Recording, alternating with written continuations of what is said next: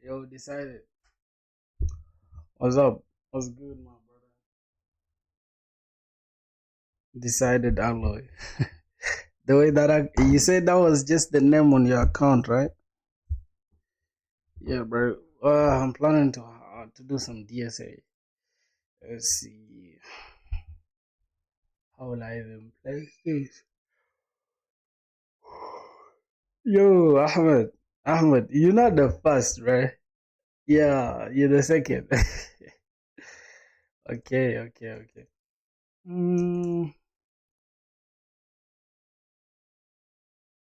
I don't know. Should we? I think we should continue with gigs for gigs.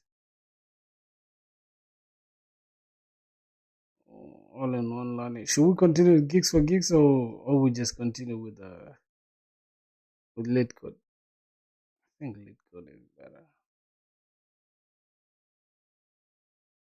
Mm-hmm. How are you? I'm good. I'm good, my brother. I'm good. Daily checking progress. Okay. What do we have to deal with today? Look, I didn't even solve any problem set. Can you believe? Yeah, I remember gigs for gigs, man. Well, but which one do you think? I think let's go to this. Now, I'm trying to use the NIT code 150. Yep. Yeah, I skipped so many days, man. It just yeah, it spoiled my drive for it. So contains duplicate is what we want to do today. So let's look it up. Contains duplicate. I think we're gonna get it somewhere. Contains. I mean duplicate. Contains duplicate.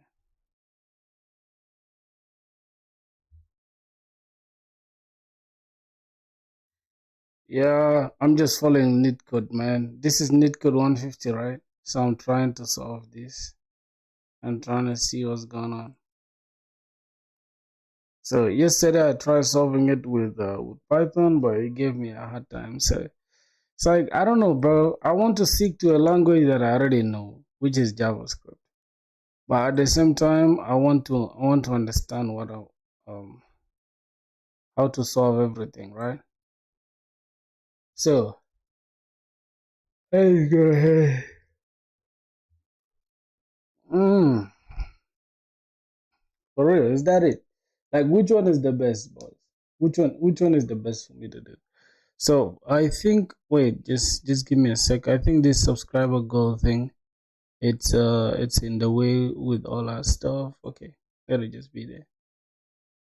Mm-hmm. All right, so we have to solve this problem of contains duplicate. Now, hey bro, yo Java, big Java. So given an array, given an integer array nouns, return true if any value appears at least twice in the array. Imagine coding in JS. What's wrong with coding in JS? Why do people hate JavaScript, bro? I don't know what's going on with you people. Why do people hate JavaScript? Y'all like Python, huh? Uh, so I'm also trying to teach myself. So there's no problem. Let's go to what's the name of the website? Okay, W3 schools. All right. Yeah. So let's sign up real quick. Sign in with Google. I'm just kidding. No, I like C. Imagine coding in C, bro. Just imagine seeing yourself coding in C. How do you feel, bro? I feel like it's just unnecessarily complicated. Should we? I think we can just do it in JavaScript. Yeah, because we already understand what's going on. So why not just do it in JavaScript rather than learning a whole new language? Yeah, Yeah, I know, I know, I know that. How about using Java? How about using Java? Oh, see, this is like different things. What are tuples? What are these? I'm just gonna stick with my JavaScript, bro. That's what I'm gonna do. All right. So here's the thing. This question needs hash tables. So we're gonna make sure we understand arrays and hash tables very well. So we gotta look for arrays. I think sets is it's actually called sets just from here. JS sets, mops, and yeah. Let me see. What you mean? What full control do you need, bro? Who said you need full control? So array methods. So let's first check out sort. First check out sort. Array sort. So we can just say fruits dot sort. Let me put this like dark mode. Okay. So we can just sort through. Can sort the array first. Then what does sort do? What does array sort do? Hmm.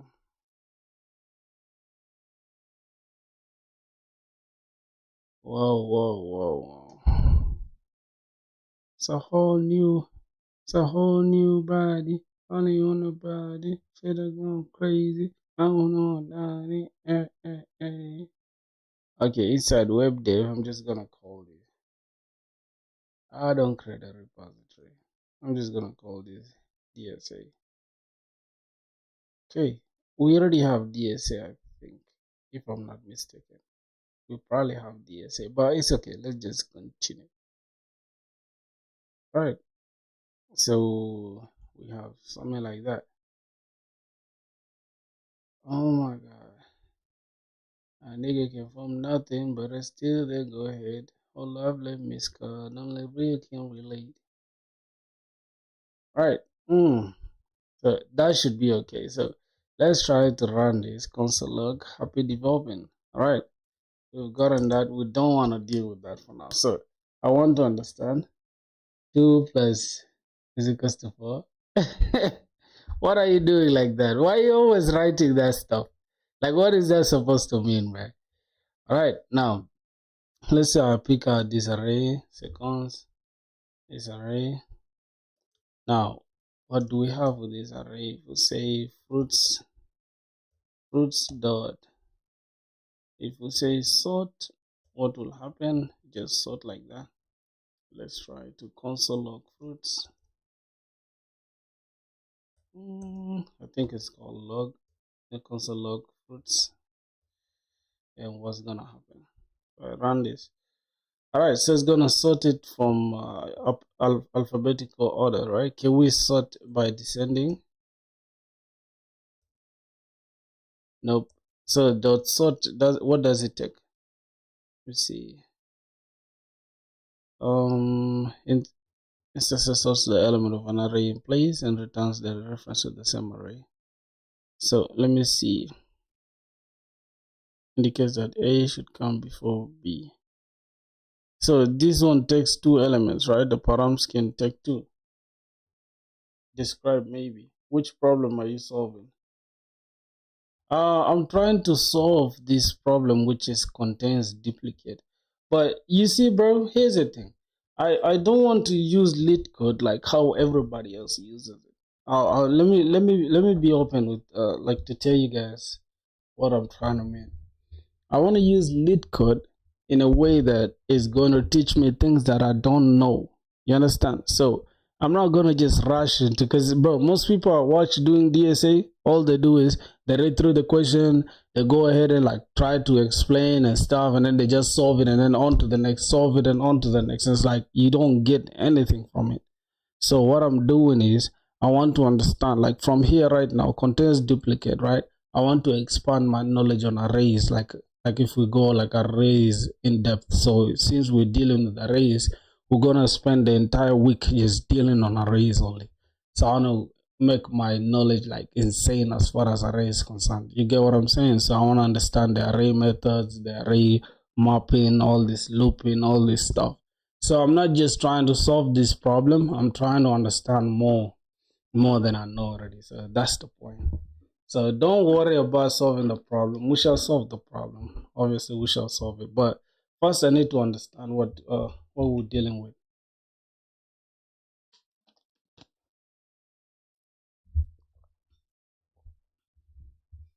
Oh, you changed your name to Guided Man. No wonder I was surprised. I'm like, who's this Guided Man, dude? Yeah, it's not bad. It's not bad. That name is cool though, Guided Man. Sort it, and for each element, check if the next element is the same as the current or the same as the previous. So we can decide to start from this one, and then we check if the previous element is the same. So we're not gonna take that as an example. I just want us to take this. So let's use this number instead rather than fruits, because that's gonna make more sense. Let me just reduce this font because it's a little bit in my face. All right, so we're gonna have cons, nums, that, and then we'll sort the nums, and then we print out the nums. Okay, now let's see what's gonna happen. So we sorted the nums already from 1, 1, 2, 3. So do you have a CS degree? I'm still in uni. I don't have a CS degree. I'm still in uni. I'm in my third year. I'm starting third year in October. So yeah, hopefully I get my degree next, I don't know, 2 years, I think, because here's 4 years for us. To get a degree, you need 4 years. So I'm starting third year in October, and I'll be done probably in June of 2025, 2026, and then October 2026, I'll be starting year 4, which is my last. So potentially by December 2027, I'll be done. Damn, that's a lot, man. That's like, oh my god. But then I'll be 20 what? Bro, I'll be 26 years old, dog. Nah, I'll be some old dude. I hate that, dog. It is what it is. So we sort out the array. What's your age? I'm 24 now, dog. You know what's funny is that my dad says I'm 23 and my mom says I'm 24. But I'd rather go with my mom's. No, no, no. My mom says I'm 23. My dad says I'm 24. But I'd rather go with my mom's because at least I get to be 23. But at the end of the day, what's on my passport is 23, 24 years old. So, what age you started studying then? Speaking of studying, man, studying, I don't know, because I took a lot of breaks in my life. So I started school when I was young. I was pretty young. But you know what's funny about me, bro? I was breastfeeding. I was literally 3 years and still breastfeeding, dog. Like I would go to school and come back and still breastfeed. That was that was the most weird stuff ever. But yeah, yeah. Until my grandma started like putting chili in my lips, and it's like, man, I started hating her. Like, yeah, every time I would breastfeed, I would feel like chili, and I was like, nah, I gotta stop. Yeah, so that's the thing, right? So interesting, though. All right, let me see. I'm not even 20 yet, and I'm in the final year. Yeah, that's because, like I said, me, I took so many breaks, right? I took so many breaks. I was hustling, doing stuff. So I took so many breaks. I would change countries from country to country and all that stuff. So I wasn't settled at all. Because I finished high school since I think I finished high school since 20 something, since 2020. I think 2020 or 2020 or 2019, something like that. One of the two. That's when I no, not high school, yeah, to go to the university. Yes, yes, yes, high school, man. I finished since, but I took a lot of breaks. It's never too late. Yeah, yeah, it's not at all. It's not at all, my G. And there's nothing you're rushing for, anyways. There's nothing you're rushing for. So we have the array. Now, here's the thing, right? You know what? I was watching somebody that, some Indian dude actually, he was talking about the problem with people doing DSA is that they just rush into doing DSA without understanding what they actually like. what they're getting into without understanding the core data structures and algorithms. So you need to know what a data structure is. You need to know what an algorithm is before you even go and try LeetCode questions. So that's why I'm just trying to start with the basics now. Although I know a little bit of JavaScript, but yeah. So I don't know if we need to reverse anything. First or reverse. This one reverses the bananas just like this. Sort and reverse. We're not gonna reverse anything really. So how do we compare now the elements? I mean, okay, so can I try to check this? Let me say nums in position O, and then let me just say first number. Okay, then let me just print out the first number. See what's going on. But the first number is O, and then the second number is that. Alright, so I think we can say second number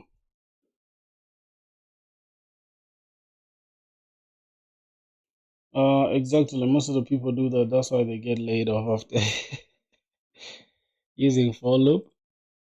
Yeah. I know, but people go through that a lot these days. Like for sure. But getting laid off, it gotta be the most scary thing. It's even more scary than not having a job, bro. Like just knowing the fact that you are laid off, like it just makes you feel terrible about yourself. And then you just get to now think it's like, damn, I'm not getting the money that I'll be getting at the end of the month. It's like a lot of things that I don't know, bro. It's crazy. I don't know how people deal with that though, because sometimes you can get emotional, bro. I'm not gonna lie. All right, so second number. Let's define the second number in the array, which is this. So this is the first. No, this is number one. So this number, right? Then we check, we compare. Now, how do we start with that? Like if the second number is equals to this, so we can loop through this, right? So for each, can we use for each here? Can we use for each? Or we just say for let I. So I don't want to do this like that. Let me just make this easier on myself. Let me say let I is equals to 0. And I think for JavaScript you can do it like this. You can even say J.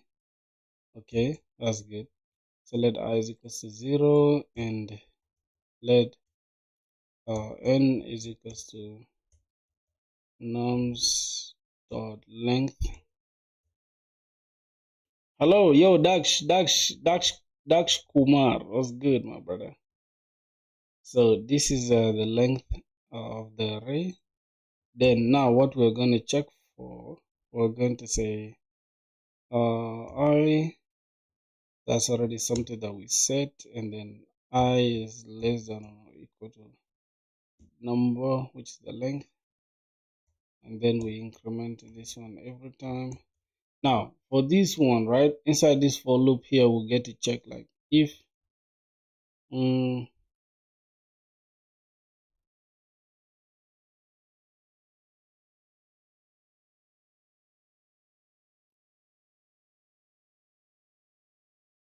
yeah. Right. I know you can solve that, bro. That's crazy. Of course, so we get to check for the number. I was just trying to like check, do it like this, but it's okay, bro. You're higher, try 5. End of front end jobs. Nah, that's not the end of front end jobs, bro. All these chat GPT things are just like super hyped things. I call it marketing skills, bro. These guys are good at marketing. It's not gonna replace anybody. They can. Let me tell you, AI can even build Amazon right now, and no one will want to use that Amazon that's built by AI. I'm telling you, people will stick to what's already there. So nobody cares like that. Mm-mm. Only because you guys are not hiring designers. Designers are getting hired every single day. I promise you, designers are getting hired every single day. Position I is equals to nums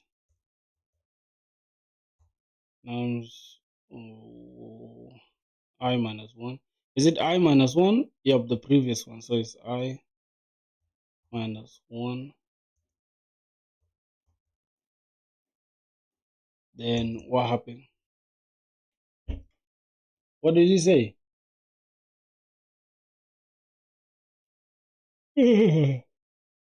But using AI for productivity will take place. Okay. Wait, what's this?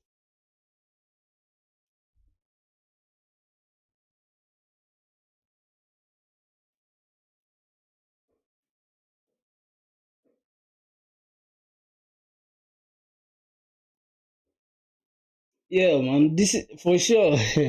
Wait. Let me just put it right here because it's hard for me to read your comments just from the corner like this. Let me put it right in front of me. Somebody said the friend got your accent is a little bit difficult to understand. What? Nah, bro, you're lying to me, bro. What you mean by that? Yeah, my friend who done electrical go place. He go place in front end. That's interesting for sure. Somebody said my accent. He can't understand my accent. Sorry, bro. How you want me to speak though? Let me be honest with y'all, bro. Anything called Chat GPT, anything called AI, it's not gonna replace an actual human being. Yeah, just get that straight. AI is spectacular. We know that. AI is insane. AI can do everything. I know that. But it's not gonna replace a human being. Best believe, bro. We're still gonna need human developers, whether y'all want it or not. Unless you're just truly lazy. If you're lazy, then you'll be replaced by people like Soham who are doing 10 jobs. Soham killed it for everyone, bro. What the hell? Like companies don't even trust remote developers anymore. Boys, did you guys catch that? Wait. For some reason, if nums I alright, I get to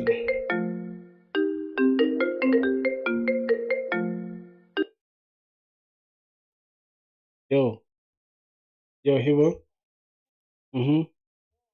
What's up? Benadol, are you better? Yeah, uncle.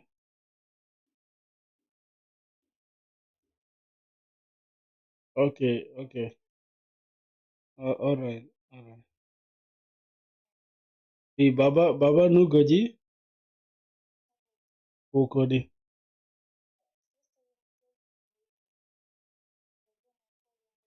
Hmm. Can I first try to call him? All right, let me send it. Yo, boys. So, like I was still saying, bro, it's like pretty basic, bro. Nothing is dead until you stop hustling. Yeah, bro, it's crazy because people that just talk about AI replacing people are the people who are lazy. I promise you, bro. And one thing for sure is that most of these guys who are like yapping about AI replacing people are not even technical enough. Like they don't even have the skill like that. They just know a little bit of like here and there, but they don't know what they're talking about for real. You get it. Companies will still need developers. Like as we speak now, all right? ChatGPT 5, whatever was just for showcased yesterday. But as we're speaking today, there's a billion jobs just being offered to people right now as we speak. So it don't make sense, bro. Yeah, just keep your head on the grind, and yeah, you'll get your money, bro. You'll get everything that you ever wanted.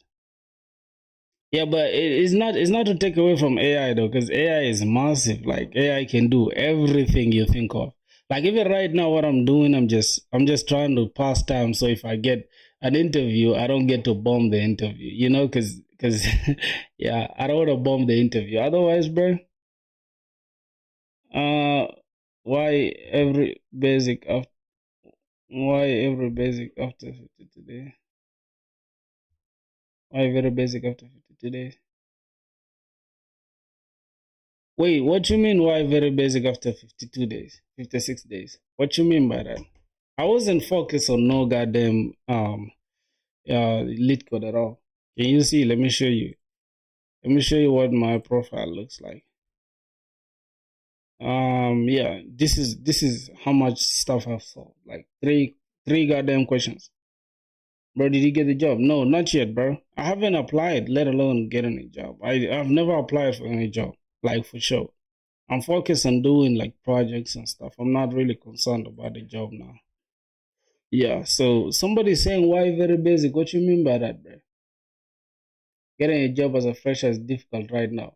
Yeah. So here's the trick. Here's a trick, bro. This is something that you guys are sleeping on.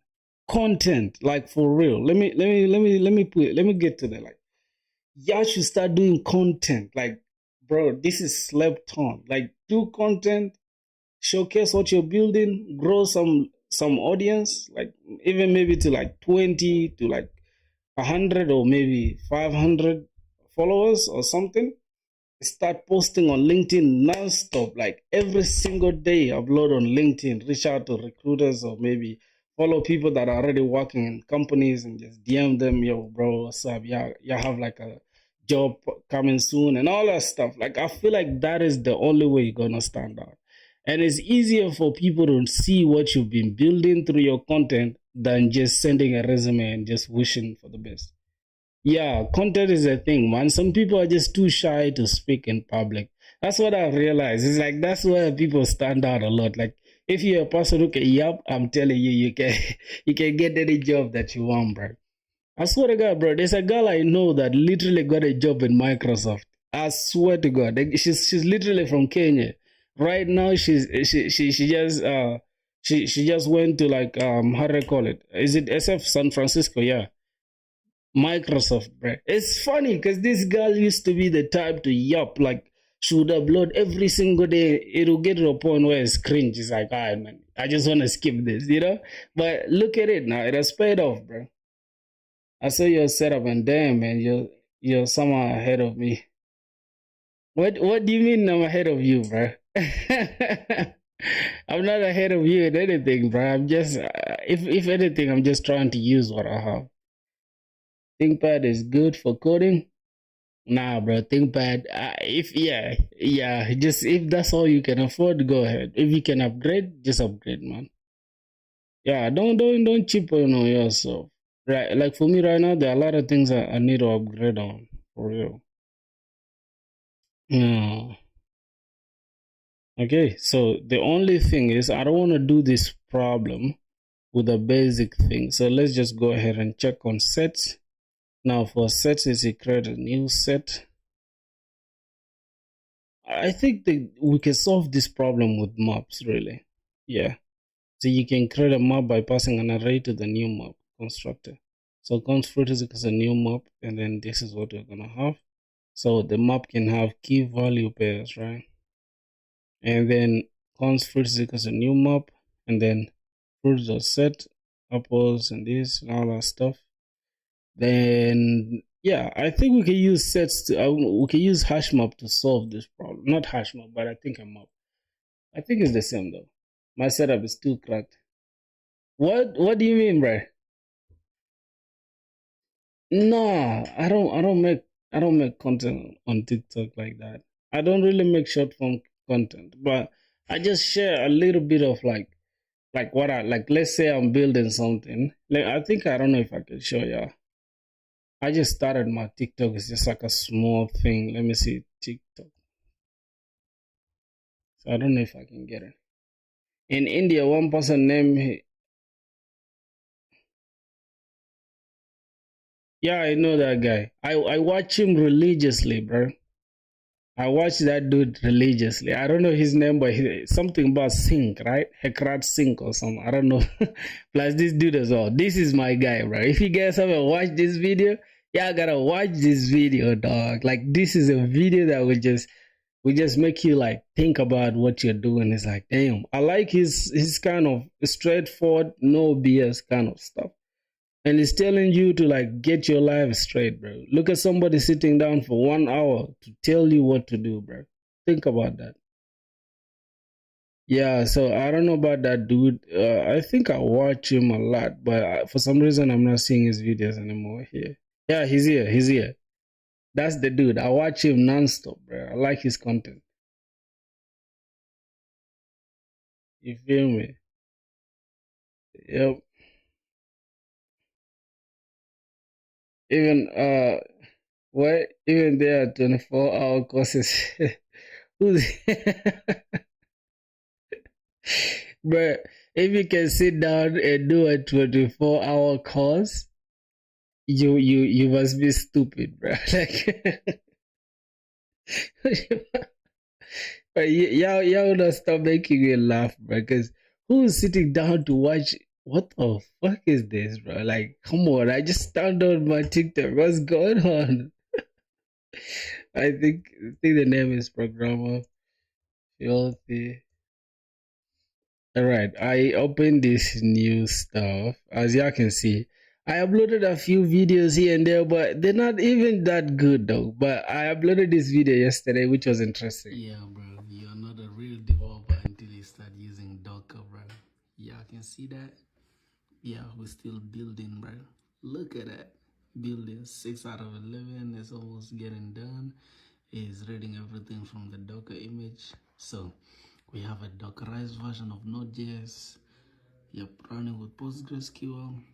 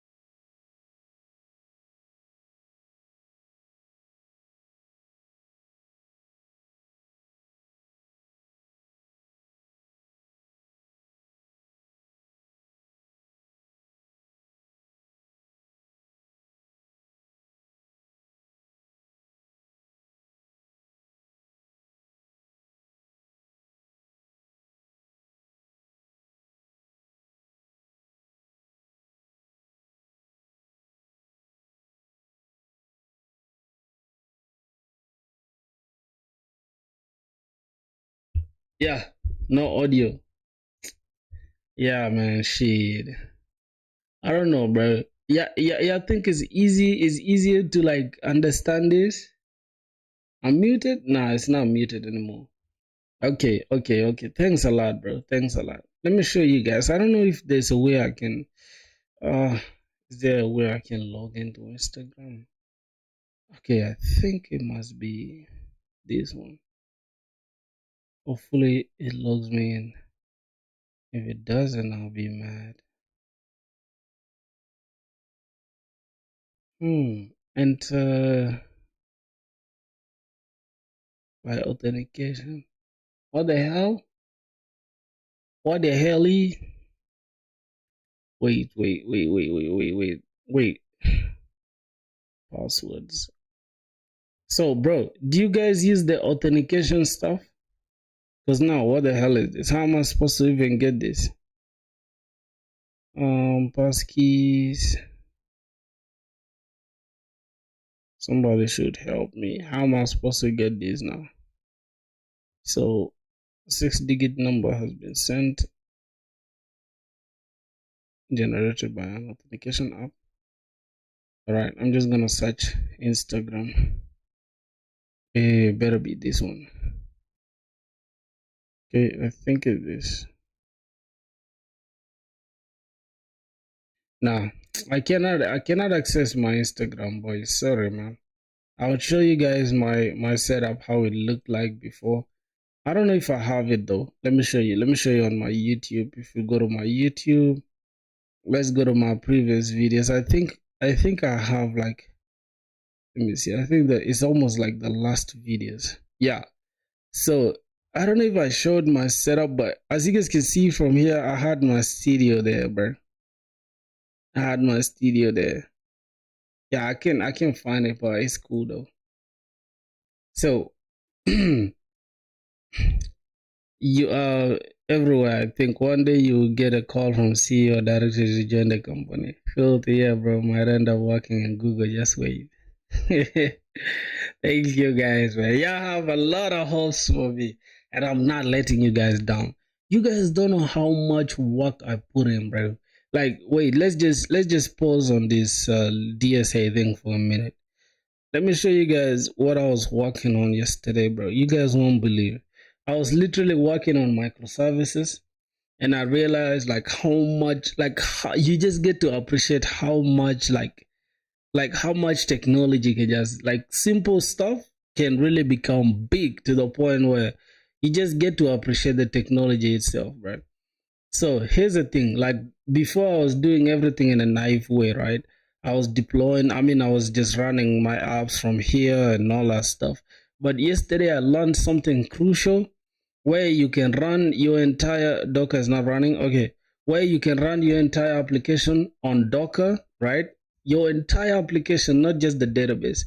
And then you can pass in shell scripts that can run every single thing. And it's like you don't even get to do anything. You just watch it cook everything from scratch. Now let me show you guys, bro. Here, everything is controlled in the Docker Compose, man. Like, bro, just look at that. This is literal microservices. Now, this is already a user service that is already done now. So I can easily add another thing like a notification service, and then create like a something that is like a message broker. Bro, audio wasn't audible for a while. I thought my headphones broke. What? Oh my god, man. What are you doing, bro? Like, I don't know. I think my mic has an issue, right? I don't know. Am I audible now? Yeah, yeah. Are you getting me now? I think you are, because I can see the line is red. All right. So I was literally appreciating every single thing, right, boys? Yeah, look at this. It's like you run this. This is now like, this is the database itself, and then this is the user service.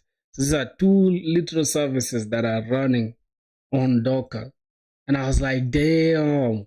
And if you think about it, bro, Docker, let me just open Docker. So yeah, I can see what like Docker itself is like a machine, right? It's like an application that is running on an external machine, which is Linux, right? It's running on its own. It's like you have a small computer inside your computer. It's crazy, bro. It's crazy. I'm telling you. So right now, let's say for example, right, I'm not going to touch anything here, right? I'm going to run everything in the terminal. So let me show you.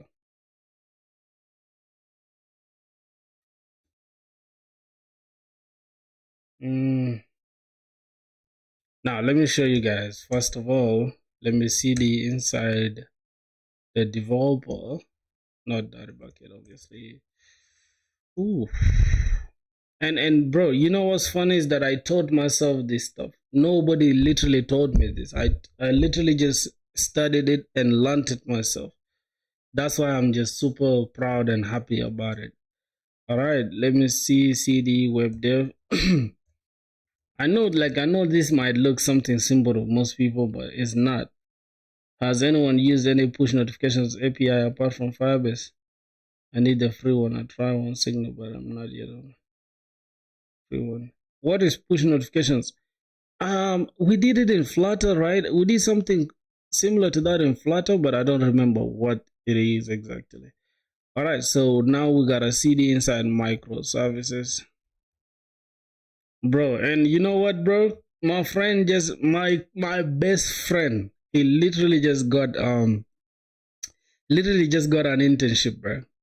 So we gotta say congrats to him. He got an internship of recent. It's a German company. Yeah, it's a German company, bro. German company. Is it Germany company or German company? Something like that. Okay, so now we are inside the microservices thing. So we can just decide to run it. Let's say first we check if there's anything running, Docker, PS. Now I'll show you guys what I'm talking about. All right. So now that we don't have any Docker image running, we can now say first we need to build Docker compose. Then we build it first. We build the image. Now notice what's gonna happen, right? This is literally going to build everything. Now look at this. Is using everything that the exact instructions that we set inside our Docker compose here. Everything that we set here, all the instructions, right? From here, from direct Docker file, is using these instructions that, hey, go ahead and first select this as a work directory, which is going to be the app, and then copy everything which is package JSON. Notice how I don't even have node modules here. Germany company, okay. Notice how I don't have any node modules here. I just have the package JSON because it has all the instructions of what we are going to run. Here inside the push notification, inside the scripts, we have this as the script. And then inside this Docker file, we say, hey, copy this package JSON inside here, and then start by running npm install. That means it's going to install the node modules inside Docker itself, not in your computer. And then we copy everything that's there. All right. Then we go ahead and run npx prisma generate. And now this npx prisma generate, we're actually supposed to run it here so that we can generate the client, but we don't need it since we are doing it inside Docker. Then we can go ahead and expose our port, right?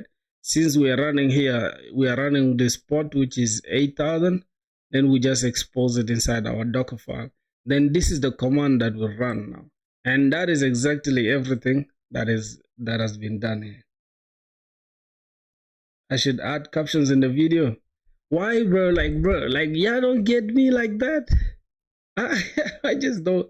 I can't believe that's true, right? I feel like I'm clear enough for you to understand, unless you just have a mental problem. You have a problem with your medulla oblongata.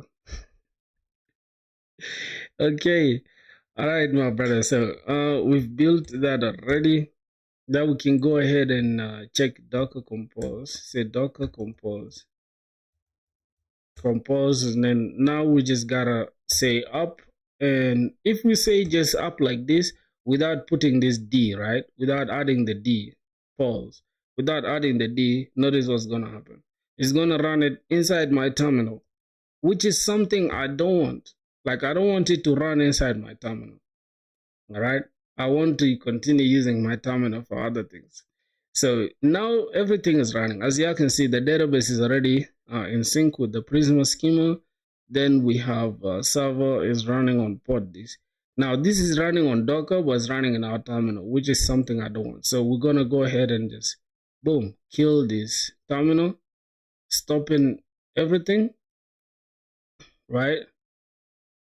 Oh shit, it's gonna take a little while to stop. All right, so it has stopped, and then the next thing we gotta do, we have to just make sure it has really stopped it by saying Docker compose down. Now it has removed everything. If we go back to our Docker here, we're not going to see any containers running. All right, let's go ahead and say Docker compose one more time, and this time we say build again to see if we have any problems. Now notice we don't have any problem. The build has run successfully. Then now we can say Docker compose. Finally, we say Docker compose run. Not run, Docker compose up, but in detach mode. You just add this -D, it will run in detach mode. Now, notice it has created the microservice thing. The container is Postgres, and another container is user service. So if we go and click Docker now, we shall see we have microservices. Inside the microservices, we have Postgres as a different container, user service as a different container. And that's the best part about it, bro. Yeah, it was good, my boy. How are you doing, man? Say a bug, man. I'm not a big bug, man. Full of bugs, huh? All right. So now, if we go and test this now, notice there's nothing running locally at all. I don't have anything like npm run dev, nothing like that.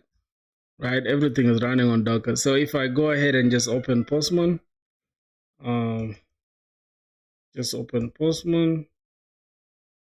How's Rwanda? But Rwanda is cool, man. Rwanda is cool. It's a little bit, it gets cold at night, right? But during the day, it's cool. All right, so now let's begin by testing the API health. We can go ahead and click this. Boom, notice the health check route works well. And if we come back here, boom, we don't have anything running locally. Crazy. Crazy. So let's go inside our index.js and see. This is the health check route works well. If I just say health route, let's just change this to API. This healthy. And then we go back to our Postman. Then we send this request again. For some reason, it hasn't changed. Why? Oh my god. Wait, it should update, man. What's the problem? Let's check. Oh my god. Let's check the logs. Okay, so this was going on, injecting.env. So this is running on this. If we check this now, let's see that. Boom. Health check route works. But it's not keeping tabs of our updates though. So that means we need to run nodemon, right?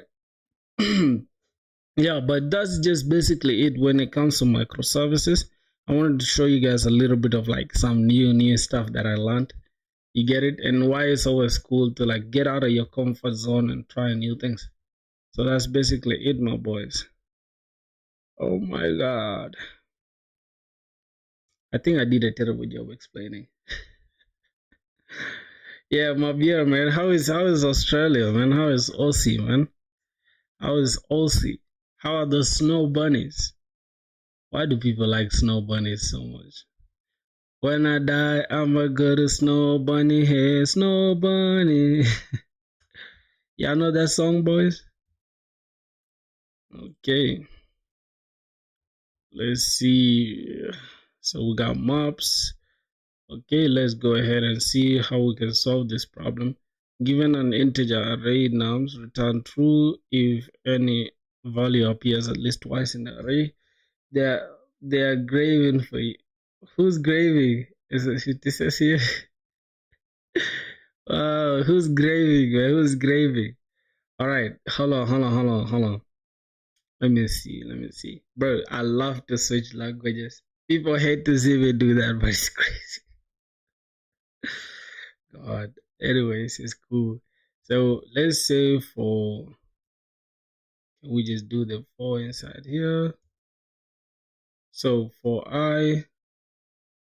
for Python, you don't have to do that. Okay, you can just say for I in range, and then we pick the first number, which is the second number, but we check the previous one, right? So we say length. Length, is it like that? It's supposed to be like that. Okay, I think it's supposed to be like that. 1 minus this, right? Something like that. Nums I. I think it's supposed to be the first number, then the length of the number, nums, alright? Nums, then what happens? Go ahead and return true, right? Okay, say if nums, what happens? If we have this number, nums I, right, is equal to the previous one, which is nums, and then I minus 1, right, and return true. Yeah, it should be true. Wait, return true. Or else Or else just return what? Return nothing, right? Let's see. Let's first run that. I mean, the snow bunnies. Wait, cannot assign to what? Maybe you meant is equals to. Okay, let's check that. All right, that's what I meant. Cool. Oh, so why did we pass one case and then we failed two of them? We didn't check or else, right? The else case. So what happened? Return false, right? Hmm. Bro, Python is interesting, bro. I'm not gonna lie to you boys. Python is interesting, but it's always cool to stick to the language that you know best. So let's stick with JavaScript. Oh my god. Can we sort this? Let's say cons. No.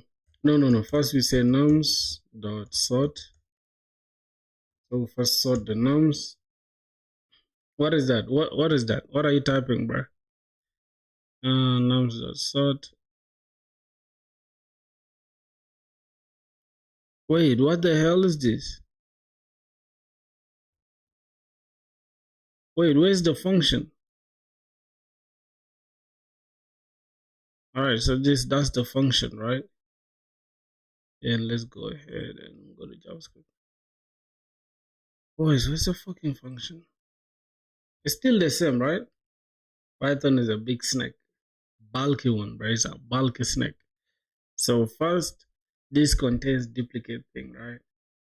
It's crazy. Somebody said we need to just loop through this, right? But looping through is not gonna give us the desired thing that we need. So let's say nums.sort, and that is it. Now after we sort this number, it's gonna start from this, and then we pick the first element, right? So now we need to know how to use the map thing. As you can see, we have this map. Let's go ahead and say what's going on here. Okay, let's see how we can use the map thing. From here, a map object holds key value pairs where the keys can be any data type. Map also remembers the original insertion order of the keys. All right. So let's say how do we create a new map for this? Const create fruits is equals a new map, and then we take nums, right? But then we don't even know like the indices. Do we know the indices? Okay. Oh my god. So let's go ahead here and keep track of the indices. How do we get the indices of these numbers? Cons, say indices. Now, boys, how do we get the indices here? I think it's supposed to be nums I.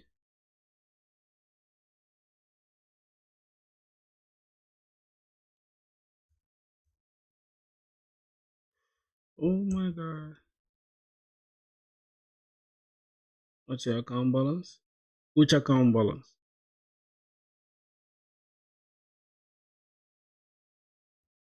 Let me see. First of all, we're not gonna get an output. We first sort this. Alright. So let me just ask a simple question to ChatGPT. Let's see.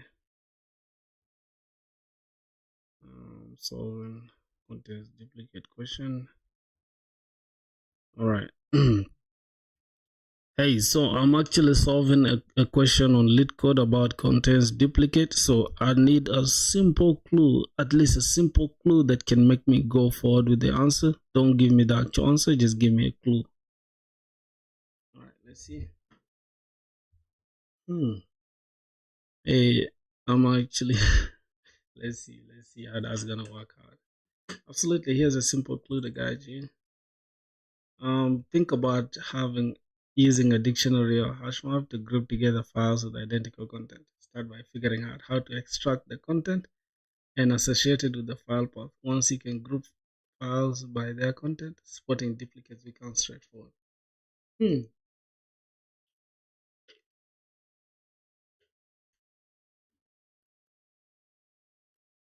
All right. So that's a simple clue, right? That's a simple clue. Think about using a dictionary or hash map to group files together. Start by figuring out how to extract the content and associate it with the file path. All right. So now, first we need to loop through that, right? So let me try to loop through this. Let me see. Oh, bro, where you from? I'm from South Sudan, my boy. Well, let I is equals to 0. Start from that. I is less than nums. Oh my god. Dot length. And then we have I plus plus. And we have this. Alright, console log nums, right? Nums by wait. Okay, nums and then I. That is gonna give us the numbers.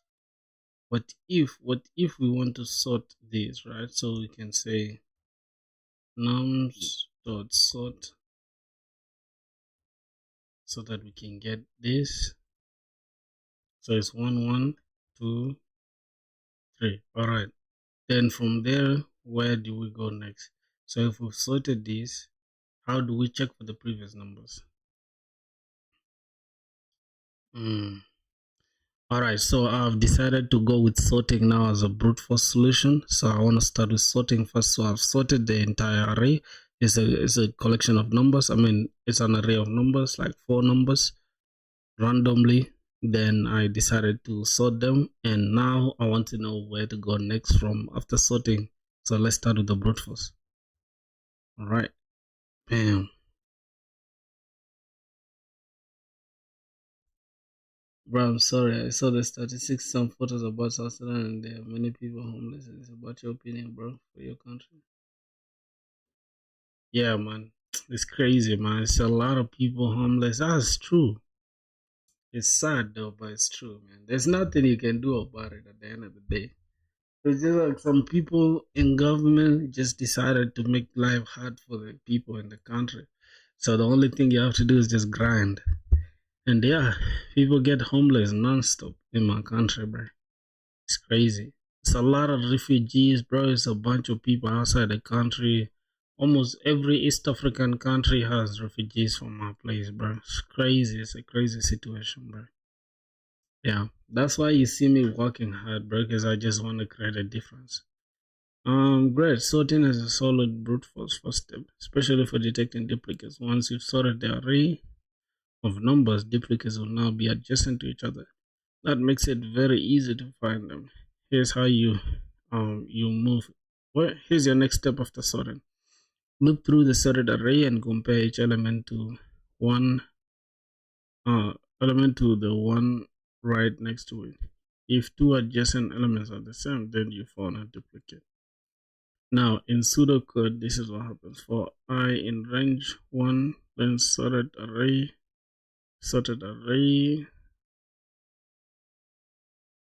Musical sorted array minus 1. This gives you a simple way to. Okay. Yeah, I'm actually using JavaScript, so let's just keep it JavaScript from now on. Bro, I think in college teachers don't teach any kind of field project in languages. Yeah, they don't, bro. Oh. Yo, little. Hello? Uh-huh. Mm.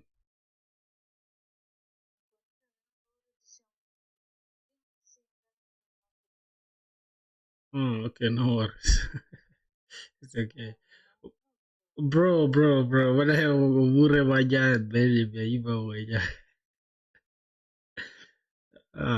hasa bang o chami hasa. Alas, yoke dukana sa da alfenwa mega titi uwarayi ba alfonus. Alright, please. Don't worry, man. When I go crazy. Yeah, man. Bro, it's gonna be boring. Bro, it's going to be boring. Do something or work on a new project.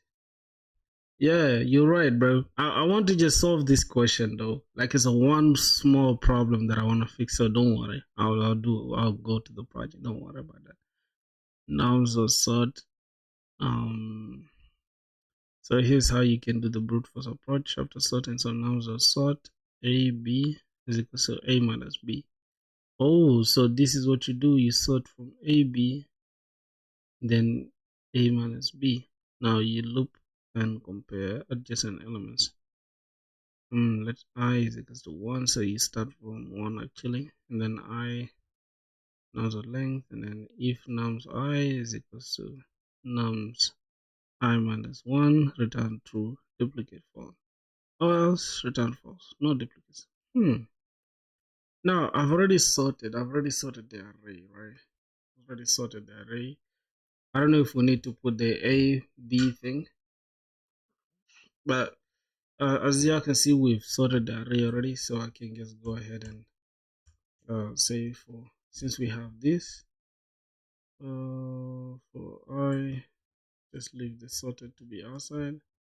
For I, we're starting from 1. Then we check now if nums I, right, is equals to nums I minus 1. I minus 1, that means the previous one. Then return true,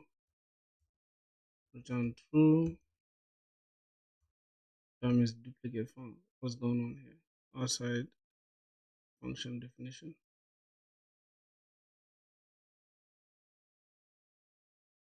Oh, so we need a function for this actually. Contains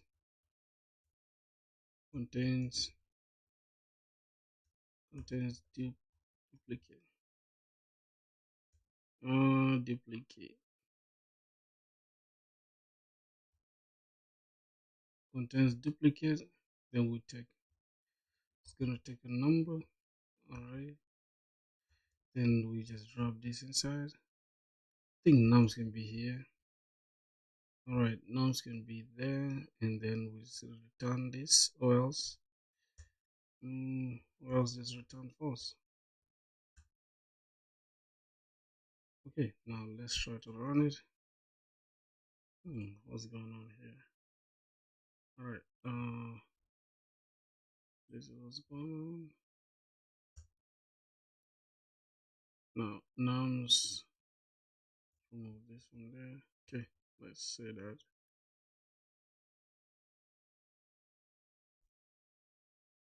Bro, what type of MacBook and price? It's M1, bro. It's M1. Alright, so let's do it here now. We can solve the problem. First of all, we sorted the array. Then from here, we can say for I, for let I is equals to 1, I is less than the nums dot length, then I is greater than or equal to. So if we have nums in the array is equals to the previous one, which is I minus 1, then go ahead and return false. Return true. Return true, that means we found the duplicate, right? Return true, we found duplicate, or else go ahead and return false. I think that should be it. If we submit this, we should get the correct answer. Yeah, boys. So that's a correct answer, right?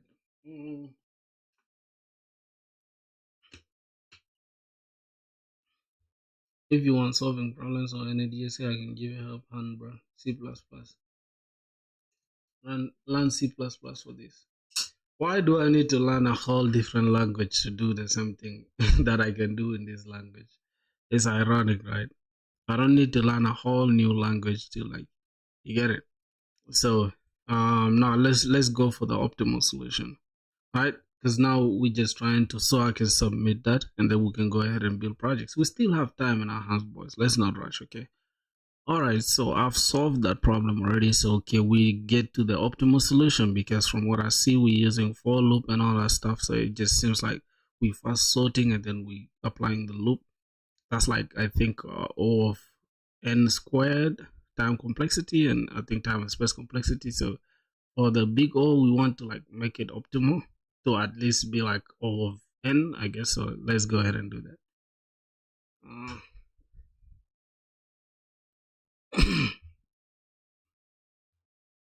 Okay, so don't rush to the solution. Yes, step by step, step by step. All right, bro. I mean, C++ is the best way for DSA. In your country, is it expensive? Yeah, it is, bro. It's $1,000. It is too expensive. Ain't nobody just walking around with $1,000. Perfect. You're thinking in exactly the right direction. Let's break it down step by step. Okay. It was an O of n time and O of n space complexity. I mean solution. No rushing. What do we want? We want to detect if there's any duplicates in an array of numbers. Brute force sorting plus loop give us I think O of n log n time. Sorry, because already sorting is like wait, sorting is like is for what? It's for binary search, right? So it goes on like O of n log n. Can I zoom in this? Oh, I can zoom in this. I didn't know. So this is O of n log n time. Now we want O of n time, which usually means one pass through the array, a single loop, and a constant time lookup using a set or a map. And then what two gives us O of one lookups, a set in JavaScript. Set stores only unique values and allow constant time checks for the existence. And then high level logic. Now the high level logic is we get to create an empty set and then we'll loop through the array. Then for each number, if it's already in the set, we found a duplicate return true. Otherwise, we add it to the set. If the loop finishes, return false, no duplicates found. So first we create an empty set and then loop through the array. Now for each number, if it's already in the set, we found a duplicate return true. Otherwise, add it to the set. If the loop finishes, return false, no duplicates found. Do you want to write this part yourself before I show the code, or would you like to see if it how it looks on JavaScript now? Oh, I don't know. This is like the best way to communicate with LLMs, so they don't get to give you the actual answer, but they can break down everything so you understand it. So the first thing is we need to figure out how to create an empty set, and then we loop through the array. We already know how to loop through the array. Now for each number, if it's already in the set, we found a duplicate and return true. So from what I know is we have here inside this how to create sets. I think we're gonna use sets. JavaScript start a collection of unique values. Each value can occur once in a set. Then this happens cons errors equals a new set, and then that's an empty set. So if I can think critically or critically, critically is crazy. All right, so we gotta come here and say cons empty set. We can begin by putting we can say new set or empty set. We can say empty set is equals to set. It's new set, and then we pass that. This is empty set. It can just be like this, right? Oh, it's supposed to have an array inside. Oh, this is how you set the new set. Okay, new set without anything inside. Alright, so we have that as our new set, and then the next thing we gotta do is we gotta loop through the array. Now for each number, if it's already in the set, we found a duplicate return true. So how do we know that's already in the set? Alright, go ahead with the solution.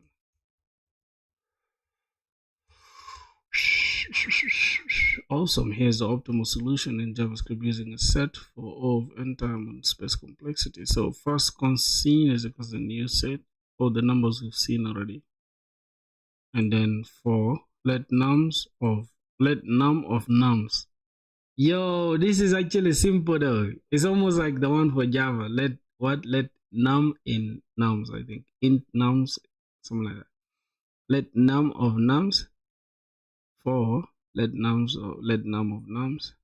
If scene dot has num, if scene dot has, and then we pass the num that we already have. If this set has this number. Oh my god, this is almost like English, boys. Like, can you guys believe this? This is almost like English. Now let me break it down for you guys.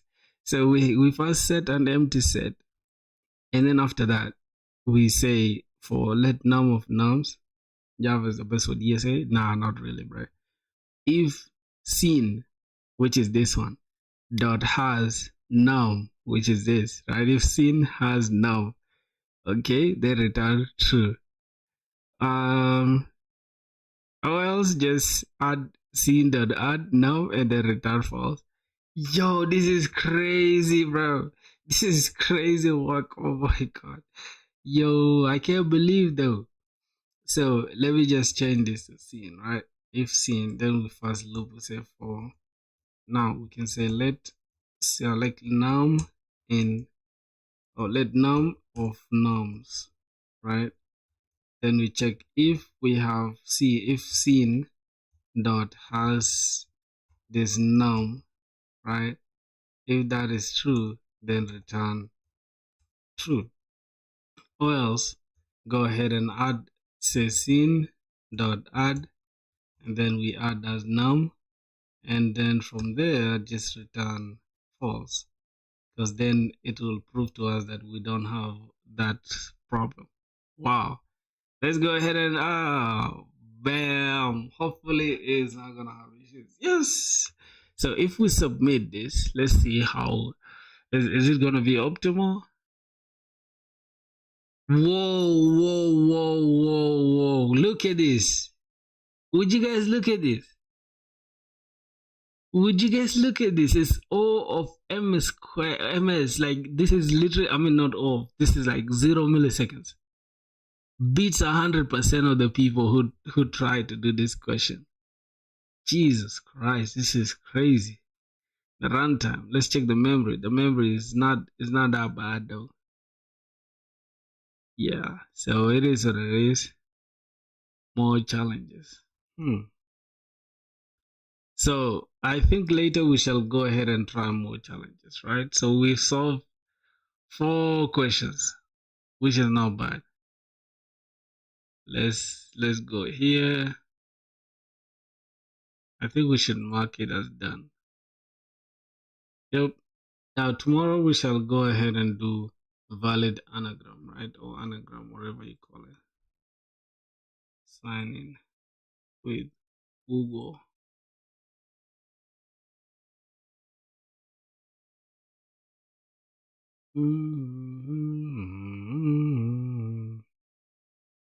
Wait, can we continue?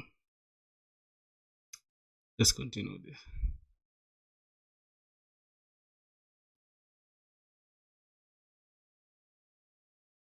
Arrays and hashing. I'm just gonna mark this as done.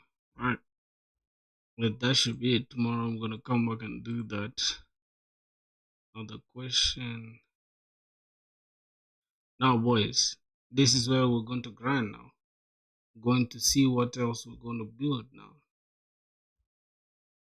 Okay. So far, bro, all the projects that I've been building, I haven't been passionate about them. Like, let's just open up about that. But that's a fact. I haven't been passionate about any other projects except Dirty Bucket. But I don't know, bro, like, cause I'm trying to build Dirty Bucket, right? But I don't know, I just keep pushing it back for some reason. So I just want to know, what do you guys want us to build? Something that is like genuine, that we can finish from ground up, finish it without excuses, and then put it in our resume and start applying for jobs. Which one? Which project? Boys, let me hear your opinions, bro.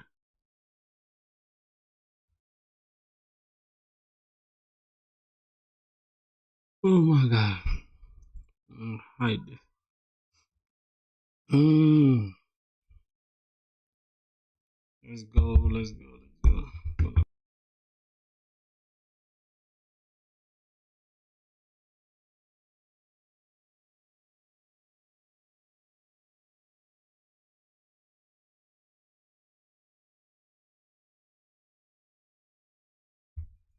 All right. So, what kind of projects can somebody just build without really stressing and disappearing like any other like tech career?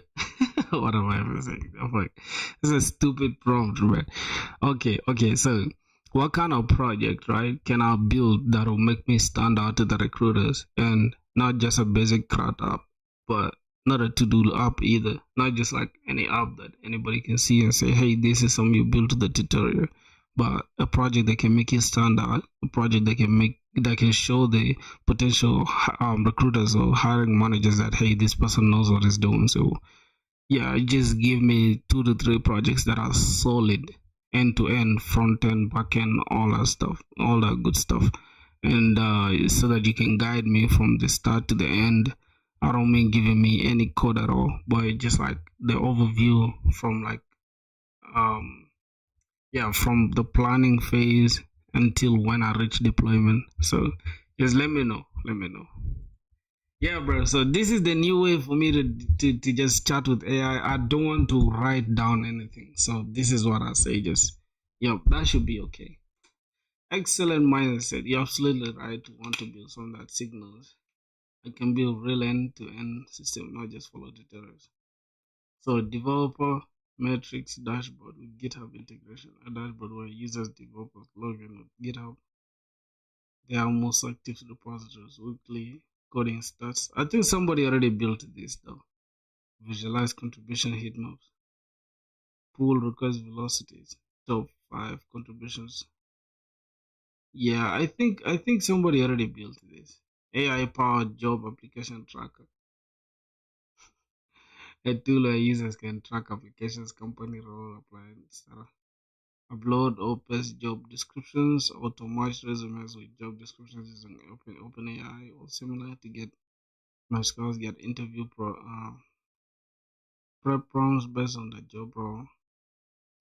I think everybody is already doing this though. Why is it AI focused? I don't want to do any AI, bro.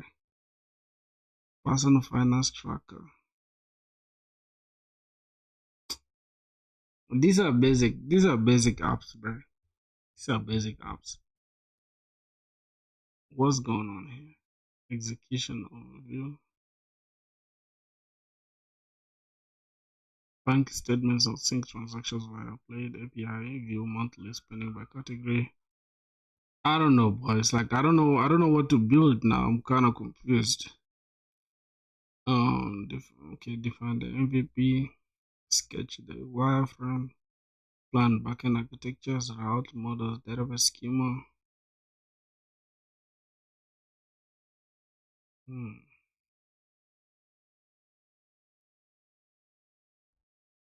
Boys, I'm confused, bro. What should I build? What should we build? Let me see. Oh, I think we do have a project somewhere.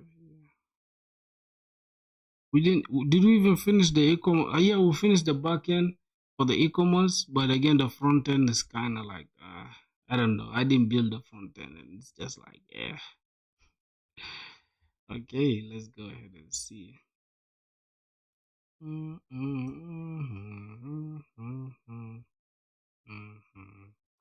The app is running.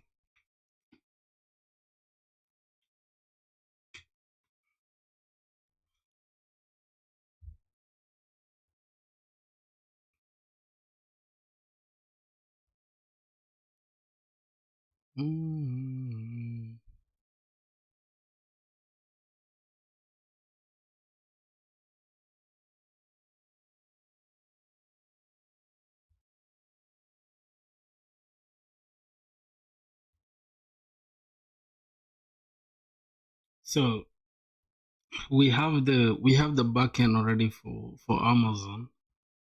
We have the backend for Amazon. We have authentication already in place.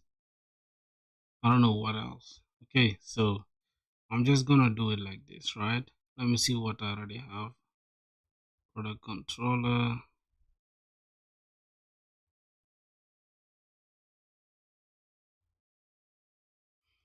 Okay, see, I have this already.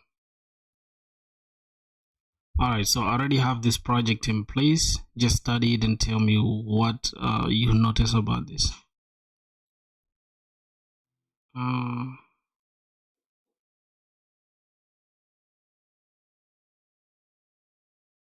This is solid stuff about using association.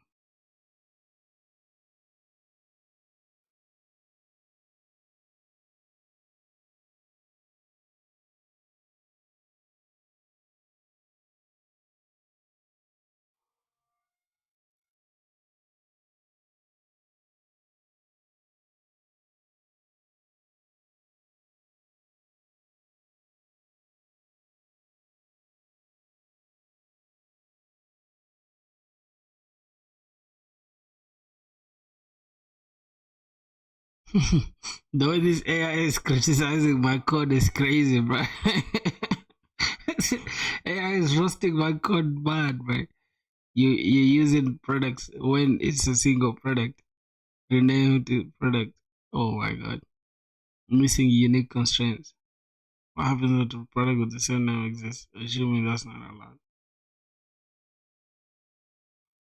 Hmm. You're repeating the same rest of status. Jesus Christ. This AI has literally murdered my code, bro. Okay. Correct everything. Alright, so just correct everything. Correct everything and give me the clean refactored code.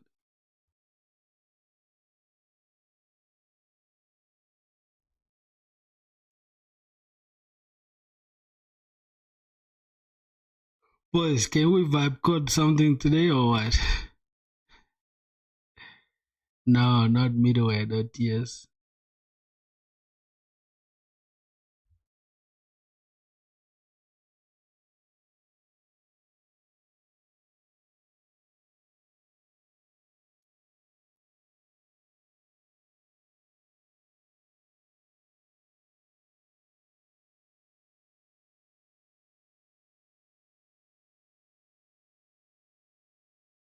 Hmm.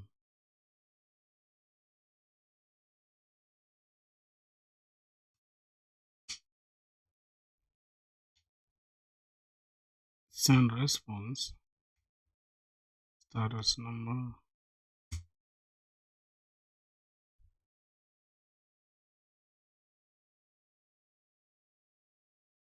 Wow.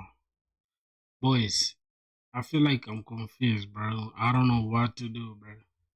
This one I needed to like check my Notion.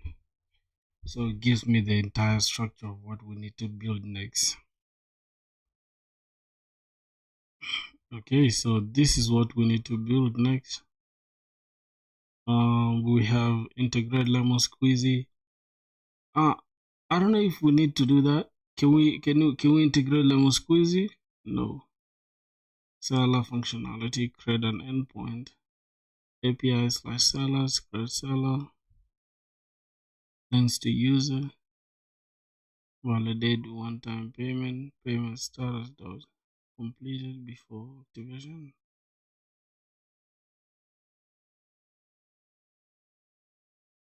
API sellers /ID products. List products.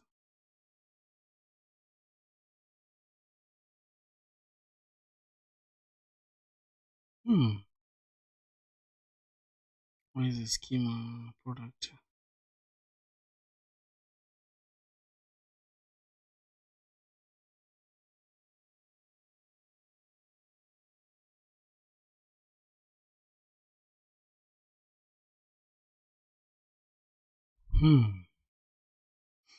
Boys, I swear to God, I'm not gonna lie to y'all, boys.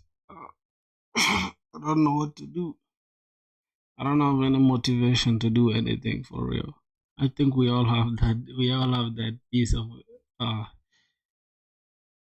What's the actual reason behind learning DSA and C++? I don't know. Some people just assume that just because you're using C++, then you'll have some edge. I feel like you can have some performance boosts, but it's not worth it when it's like it's an interview, it's a 30 minutes interview, bro. They give you a question, they don't expect you to like make that question like be like just be nitty gritty with everything. It's like if they want you to solve the problem, you can solve it in any language, unless the company you're applying for has a specific language they're looking for. All right, let's go ahead and just do that.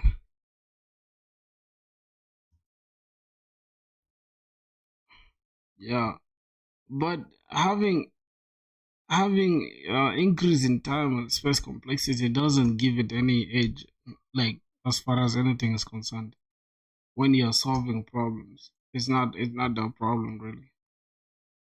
You get it's not an issue really because at the end of the day, they're still gonna solve the same thing. But a language like Python is interpreted, right? So it will obviously be slower. So let me go to LinkedIn, bro. See what's going on LinkedIn. That's with the notifications. Yeah, let's go to the jobs. Let's see some jobs, bro. See. Mm, software. Software internship. Hmm. Can be US, can be anywhere.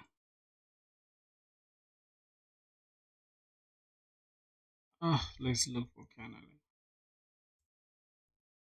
Mm, obviously remote. Let's see results. Posted today. And one. I still couldn't send you a connection request. Why? I'm junior plus, not middle.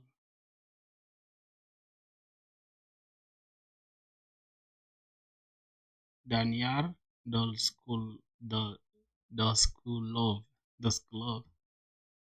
I'm gonna look it up. Just give me a sec. Yeah, this light mode is not amusing me, bro. I don't like this light mode.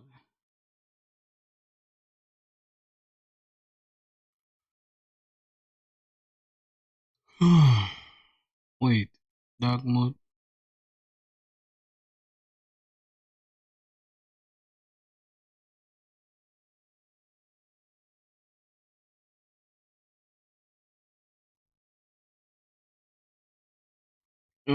If you join as an intern, then we get to learn, right? Yeah.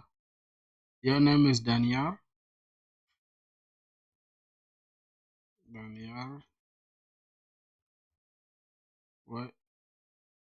Those like that. This is you? Is this you, brother?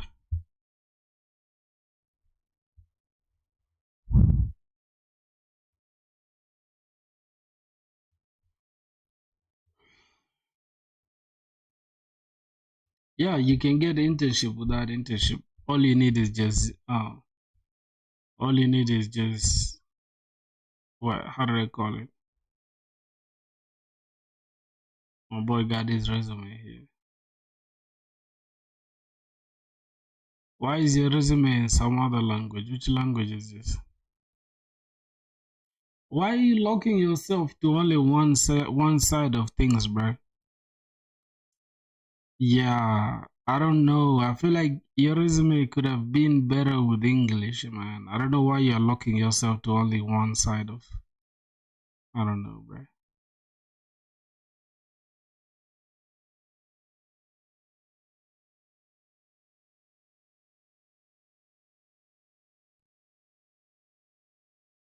I may know that experience. Yeah, you can learn an internship without experience. The point of internship is to allow you do it, allow you to test you. Nah, I cannot, bro. You just do it by yourself. You're a dead posted. Okay, let's see. So 12 hours ago, they have a junior software engineer, Canada, remote. 100 people clicked already.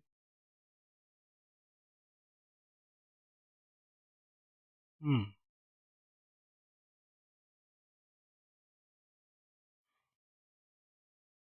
Let's see. Jeez. Full stack. Let's check full stack engineer. Company, 1 week. Wow, what is this? Promoted by the higher company reviews usually 1 week. Okay, let me see what else. Improve complex, right? Clean, high. 5 years of experience. Jesus, this is the minimum. Imagine this is the minimum, bro. Just think about it. This is the literal minimum. Like this is minimum 5 years. Companies have lost it, right? Companies have literally lost it. 2 years of experience. Crazy. Bro, where is the entry level, dog? Let's say internship.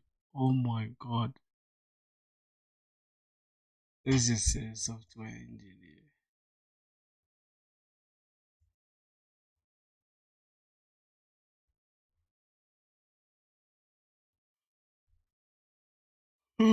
So this is internship, right? Okay. 14 hours ago. So what's going on here? Prior professional experience in data science. Wow.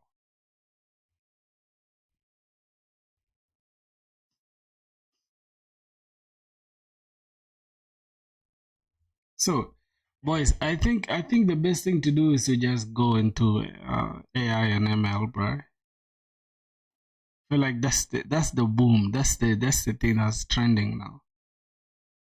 Data engineer.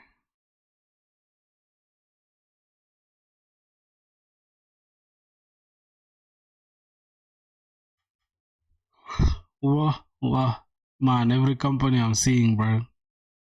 AI, just AI, machine learning, AI, artificial intelligence. See, no one has applied for this yet. What the fuck? Think these are scams, right?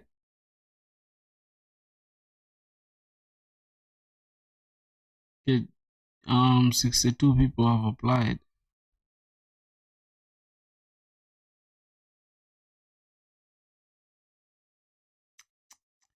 Everything is AI nowadays, my boys.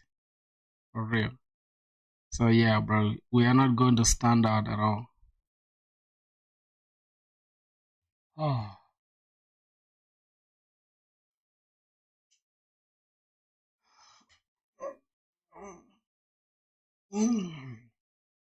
All right, so let's see. Which is better, Kafka or Rabbit MQ as a message broker?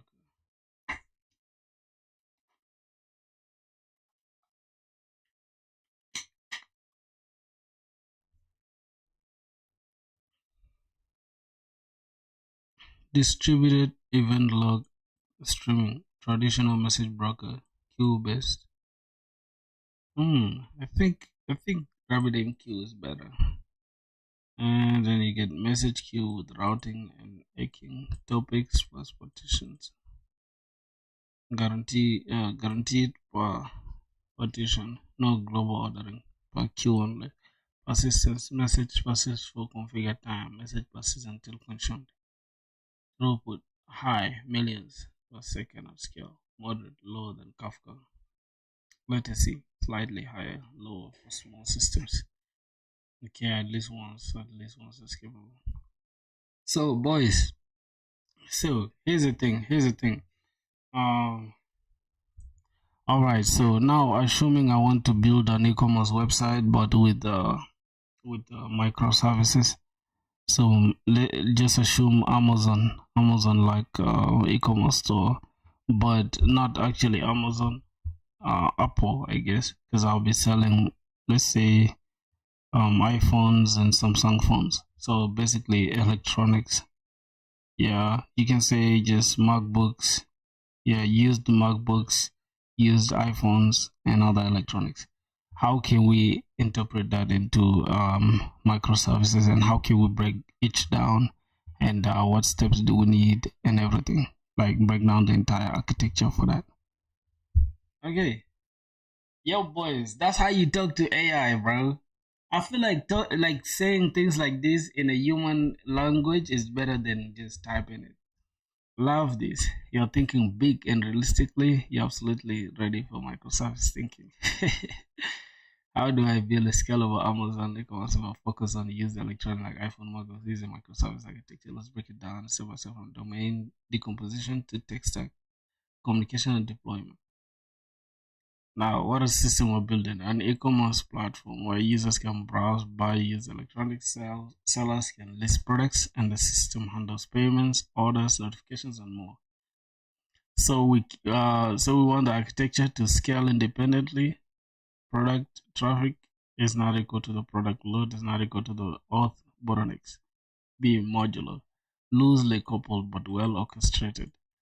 Be production grade. Okay. All right. Core microservice breakdown. So here's a domain driven breakdown of the services. So the service name and responsibilities. So we're gonna need the auth service, user registration, login, JWT, roles, admin, seller, buy, and all that. Then user profile service. Hmm. So we're gonna need a different user service, which is manage user info, addresses, phone, preferences, and then product service. Add, update, delete, view listings, categories. Hmm. Okay, then order service. Create orders, update status, manage card. And inventory service. Track product stock per seller if needed. Track product stock per seller if needed. Okay. Payment service. Process payments, handle webhooks from Stripe or PayPal. Notification service. Send emails, SMS for order confirmations. And then review and rating service. Product and seller reviews. Admin service. Okay, so admin service is actually different from any that is here. Okay. Looks like you're soon going to get a job. Thanks, bro. Looks like we are soon gonna get a job for it. How do you just assume, bro? That's the funniest. All right, so we're gonna have admin dashboards, manage users, flag products. Cool. Then we can go to search. Service is optional. Advanced search filters, like okay, we can keep this optional using Elasticsearch. Then API gateway API, route requests from client to correct service, front end up. So this is how the entire architecture will be, right? We're gonna need API gateway. Then we start from here. The client hits the API gateway, then the API gateway distributes everything, right? From the auth, we go to the product, we go to the order, we go to the payment notification, and the rest. So then you can hire me as a full-time assistant. $5 a day. Bro, if you have to work for $5 a day, bro, that's crazy. That's nuts, right? You might as well start working now. So we're gonna have database per service, Postgres. So we're gonna have each service will have its own database. Auth service will have its own database. Let's see what else.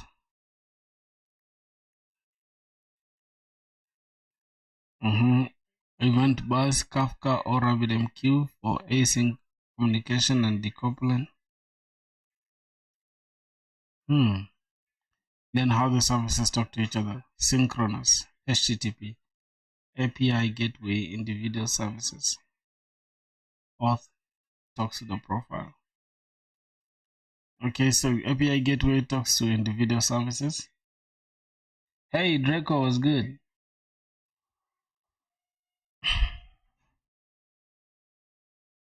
So you can work for $5 in order to learn new things. That's insane, bro. What's good, Draco?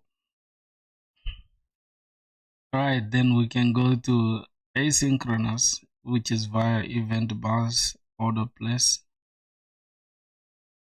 then notify the payment plus inventory plus notification. Payment success, notify order, service plus notification. Product updated, trigger search, index update. Event broker, RabbitMQ for simpler routing. So now, if we think about it, right? We already have the auth. We already have the auth system working, but we don't have it as a different service, right? Interesting. So can we begin with the user service and then we'll go to the product service? I think we can begin with the product service because then we just need to create a product. We need to update the product. We need to delete the product. We need to get the product. All right, so that's it. Let's see database. Each service owns its own data. We can keep it all PostgreSQL, really. We can keep it all Postgres.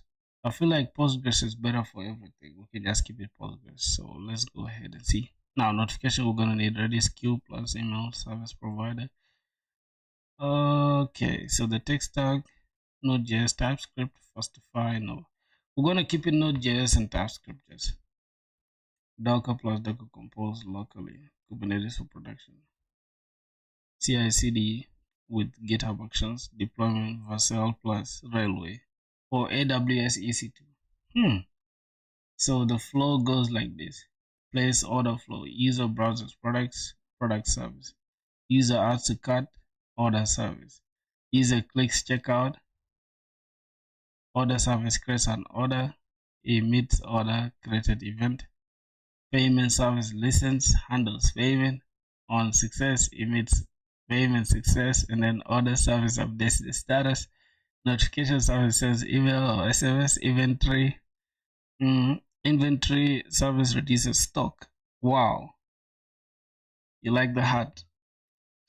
You're so lucky. It's fire. Okay, let's go. Product update flow. So I think this should be it. Now, development strategy. We need to begin with essential services, which is auth, product, and order. So we already have auth. We already have a product. So we can go ahead and create an order. Now, how are we going to do that? Because remember what we have here as our econ backend. If I can just go to our schema, what we have here, everything is coupled together. It's like everything has a relationship with everything. But I'm just trying to decouple everything. All right. So now let's try to create that, right? Let's try to break it down so we can have our different services. So we're gonna need the essential services. This one is the advanced one. So we can start with the essential services, which is from auth up to the payments or payment gateway for the front end. But we can begin with this four first. And begin with those four. So let's go ahead and see how we're gonna do that. Let's go here. Oh my god. So I think we should just cd inside developer and then we check cd side web dev and we check what's there. We have microservices. All right, we could create our own. So we're gonna just say e-commerce. I'm gonna say make directory. Call it e-commerce.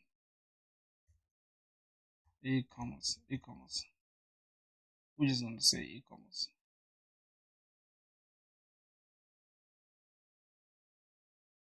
We're gonna just keep it like this. Ecom micro.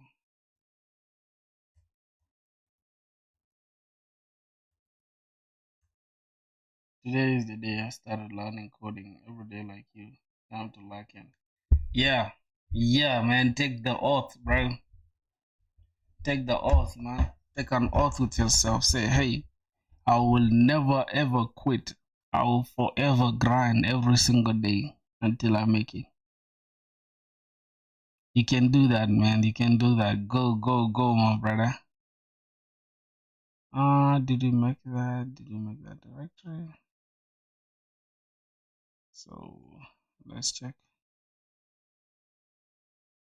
We have yep, we have that. So cd ecom, I think is, let's just select this. Cd that and then code dot. Okay, let's open it. Good. Which languages are you trying to start with? All right, so now we need to start with the auth service first. If I can keep up with what's here, we can begin with the auth service, and we go to the product service and the other service. Okay.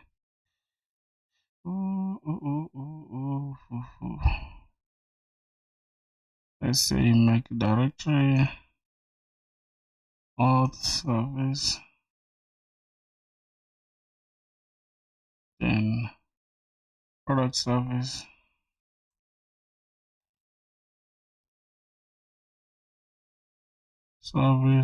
and we'll go to other service.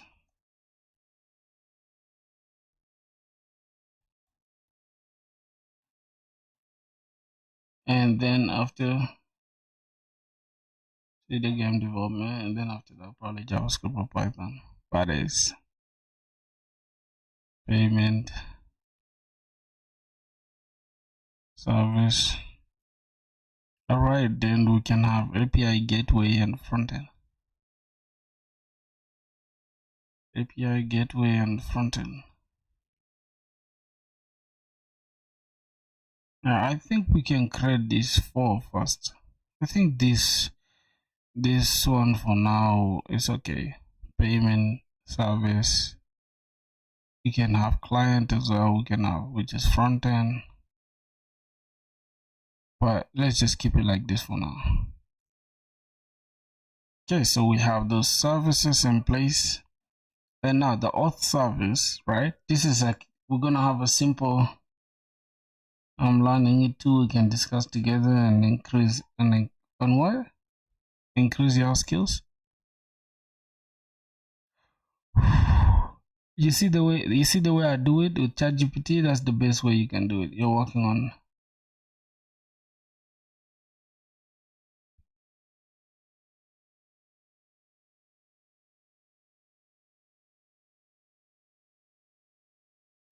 What is top-down RPGs?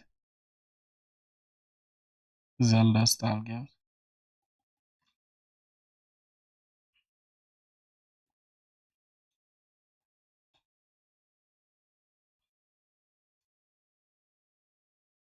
Bro, that language, Lua something, always just sounds funny to me.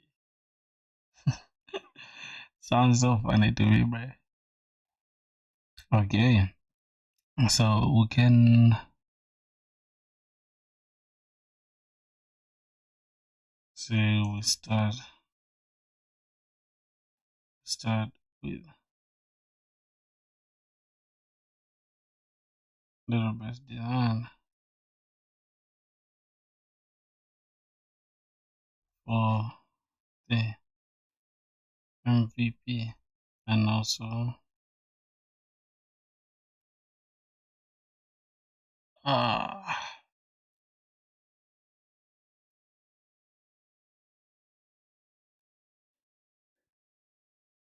yeah, bro. I like to keep everything organized for sure. I don't know why. I just feel bad when my files are just everywhere. I don't know. I guess that's just me, bro. I don't like my files being everywhere, so I just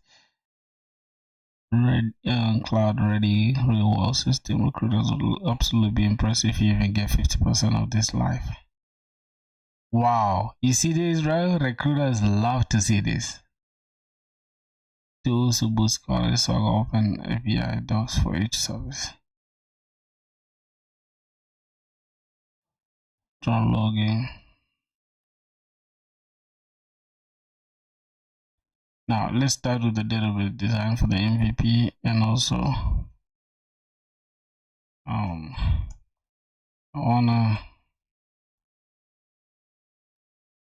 wanna stick to JS, to Express class Prisma class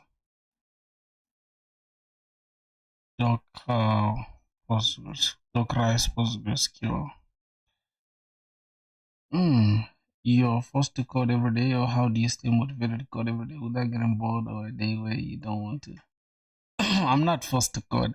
And another thing is, I genuinely love to code. Like, that's the difference. It's like, some people can be addicted to gaming, right? That's how I am with coding. It's like, even when I'm just chilling, I'm just thinking, like, bro, I need to go and write some code. So that's how it is. I just code every single day. Draco, when you do something interesting and challenging, you don't need motivation. Yeah. I just do this, bro, every single day. I don't care if it's boring, if it's not. I like coding, but don't love it, lol. Yeah, that's the difference. You see that? That's the difference, bro. Okay, so clean. This is what we're gonna start with. Relational database for local dev plus feature scalability. Now let's talk a first step of any serious microservices. So now we can just begin by keeping it simple, right? Let's say rather than starting with the auth service, because now since they're decoupled, we can begin with the order service. So yeah, let's go to order service. But first, before I think, yeah, let me go to order service. CD order. Bro, if I was forced to code, I was not gonna do it. Because I feel like if you start making something like to something that is false, you're not gonna be impressed. Coding is not it like that. Try to build something by your own and it goes well when you love it. It's probably why I'm learning Lua so slow, because I'm taking forever to learn. I just keep pushing it. Yeah. You see, every time, like right now, bro, you can tell even like I'm not as energetic as before on this stream, as you can tell. But at the same time, I'm still going. It's not like, okay, I'm just gonna burn myself out, but if I feel like I'm burnt out, I'm not gonna do it. You get it? But then I won't let myself reach that point where I'm burnt out. You get what I'm saying? Because I take breaks, yeah. I do other things when I'm done coding. So yeah, that's it. Let's say inside the order service, I wanna just scuffle something real quick. It's gonna say npm init y, that is gonna create dot. Okay. Then I'm just gonna create index. And that's the best part about microservices, bro. It's gonna say npm, no, let's say touch index.js. Okay. Which has better results. You are not boring. You're chill today, my brother. W program filthy. Thanks, man. What's that? What do you mean by leave? Is that level? Oops. Which has better results?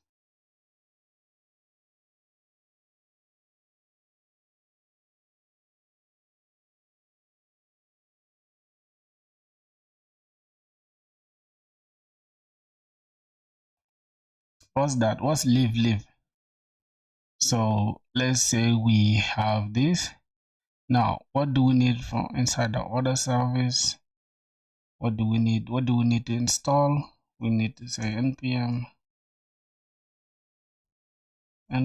I express and calls. We're not gonna need calls. We're not gonna need .env. We're not gonna need all that. We're just gonna install express. All right. Now I've been using this I've been using Postgres for long. I think today we can go ahead and use maybe MongoDB, but let's just use Express for today. This is cool. I mean to learn to code asking that now and then.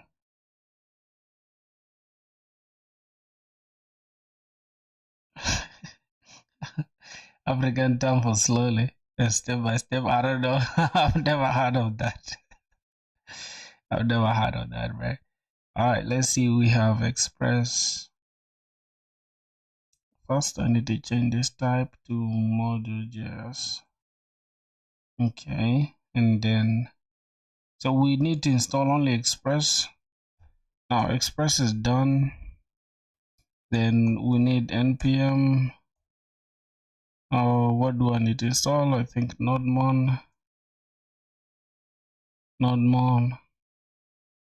It's going to be in the dev dependencies. Yeah, that should be it really, because I'm not gonna waste too much time here. I'm just gonna come here and say import e from Express and then just change this to Express. Ooh. Let's go. Yeah, like this has given me so much freedom. Yeah, you're so good, Program 50. You're starting to motivate me to code every day. Like you're making so much progress. How comes I don't see it, bro? Like it's funny how a lot of people notice me getting better, but me I can't even see myself like, hey, I'm getting better. I don't know why. Bro. Maybe because I do the same thing every single day. I don't know. I really don't know, bro. Easy to express, okay. And then yeah, we've initialized that, and we can have app dot get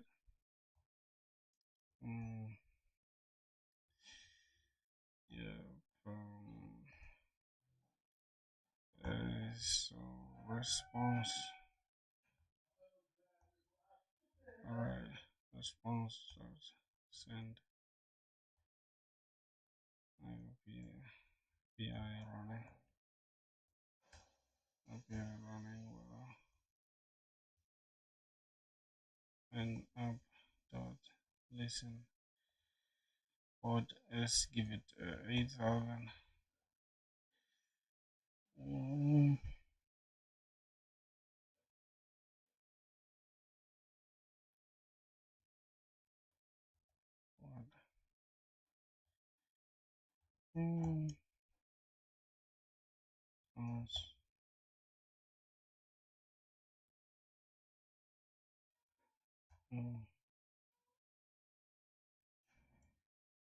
Log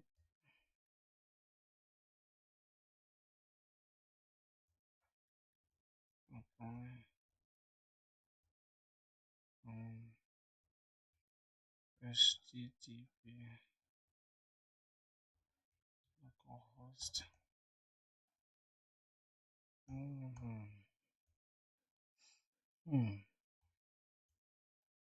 Okay.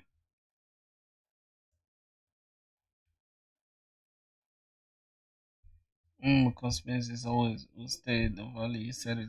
Yeah, cons is a variable, but a variable that will not change. And it's always good to use cons. Well, I could use let, that's if I want to change it in the future. But it's always good to put it as cons so that if anything, you don't just run into unnecessary bugs.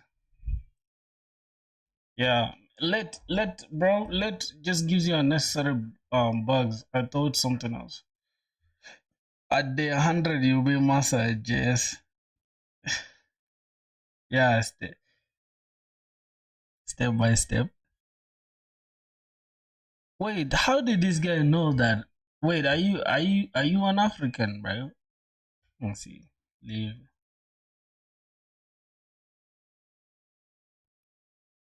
Minute. Thank you, Draco. Slowly, slowly. It's from Sao Tome and Principe or Principe. Yeah, Sao Tome and Principe or Principe, whatever. This is a country. I mean, this is an island country, right? Some country on the island, something like that. It's not really in Africa. It's in Africa, but for some reason, it's just some island country, I guess. I don't know. So, brother, mastering one language is the best way to go for real. It's in Africa. I didn't know. It's just at the coast, I think. Yeah, but I'm not really, I don't keep up with geography like that so much. So, okay. In day 100, I'll be a master. Thank you, bro. Day 100. I hope it gets us though. I hope that day gets us when we're grinding. So let me just say npm run dev. Now, this is not going to result in anything because we don't have the script. So we got to go here inside the JSON and just change the script here. We need to just start. I mean, you just need a dev script actually. So we can just say we need node-mon and then should be index.js. Let's run index.js. All right, and we'll go back here, run that npm run dev. Boom. Now the app is running. So we have the order service up and running. Well, I was watching someone code a black hole that bends time and gravity in C++. It was cool.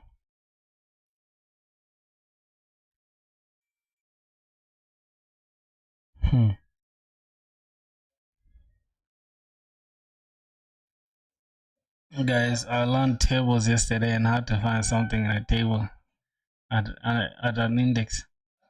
Yeah, you see, bro, you now going crazy. As you can see, you so you also know more languages besides programming languages.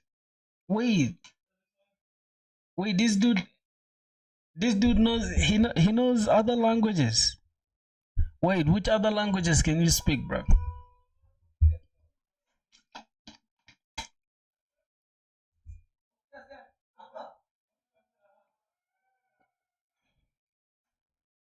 All right, so the other thing is I think the order service is cool.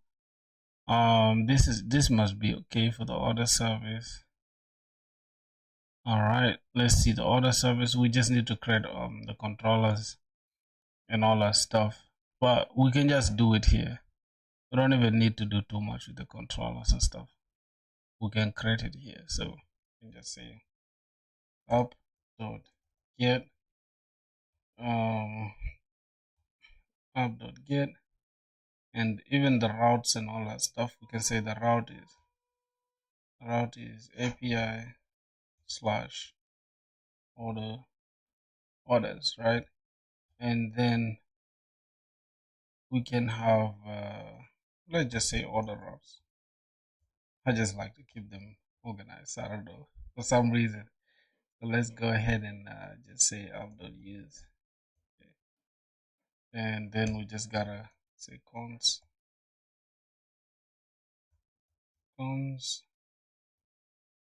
we can say app.use, and then we can say express.json and pass this into JSON. Then we can just import routes. We'll go ahead and create the routes.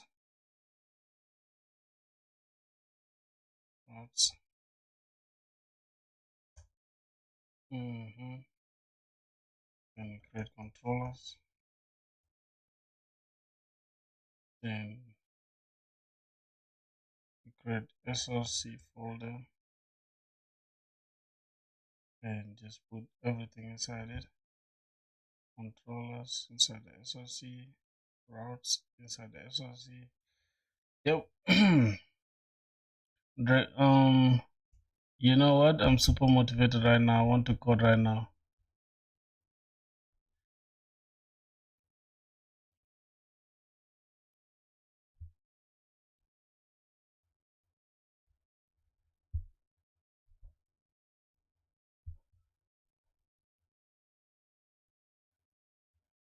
What? You speak Chinese?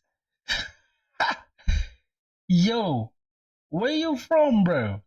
You from India and you speak Chinese? Nah, I've never seen that. I've never seen that, bro. Mm-mm. That's some crazy work, bro. All right, so dude speaks French. Just think about it, bro. This guy is insane, bro. Ni hao. Everybody knows ni hao, bro. Like everyone knows ni hao. So I'm gonna say order route. Order dot route dot js. Okay, then we can have order dot controller dot js. Let's go ahead and create the order route. So let's come here sequence. Order router is equals to, so this is export const export const order router is equals to router from express. Then we can import it here inside the index, import order routes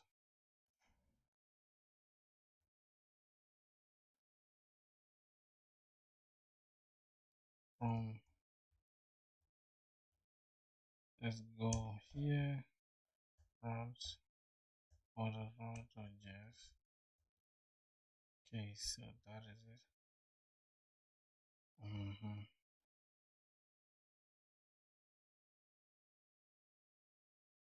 Export const, do we have it there? Yep. Since we have export const, then it should be like this. All right, and we can create a controller as well. So we can say order router dot get. Then we can say first we need to post, which is create. Yep, which is post. Gotta create this. Then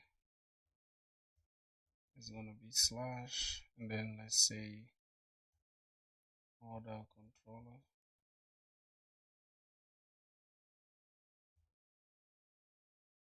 The controllers dot create order, and then we get to import these. So let's go and copy this. Wait, I thought HTML CSS were the only things that were connected to JavaScript.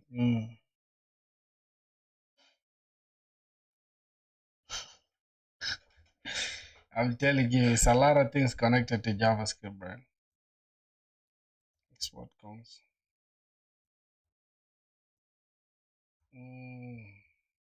Somebody said you should wake up. It's crazy. Are you sleepy? Alright, then we can have cons. We can actually have create order,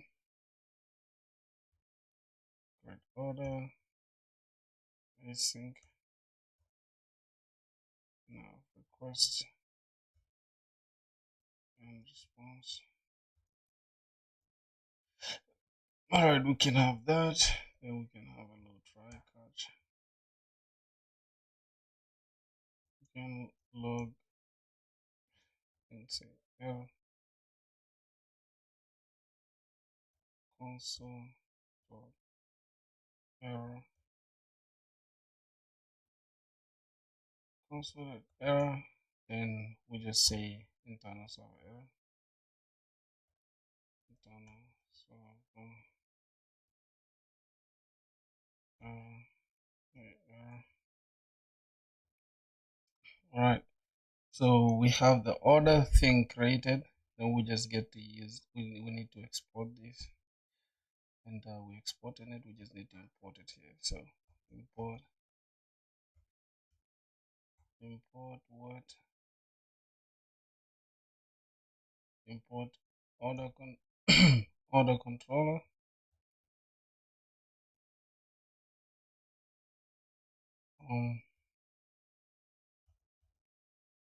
Controllers order controller. Yes. Okay. Let's see what else we gotta deal with.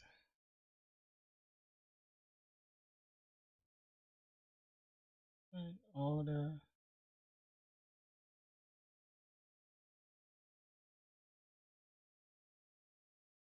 So let's come here, and then we restart this again. npm run dev. Now we have an issue saying modules couldn't find. All right, let's come back here. We see what the problem is.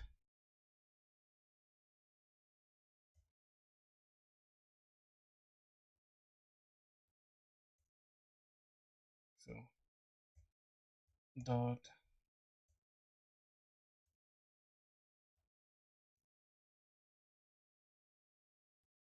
order controllers dot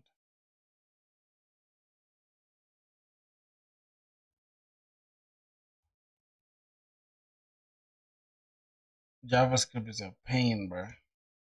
Okay, create order. That should work. The create order should work properly. Go to the route.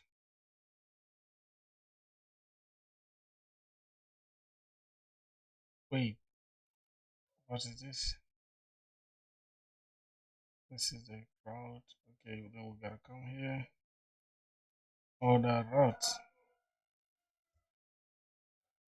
Order route.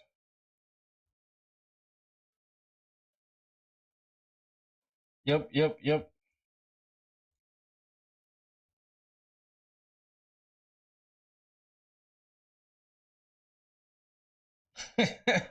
you need to get your skills up to par, right? So we have a problem. Something is failing. They're saying not modules loader. What is missing here?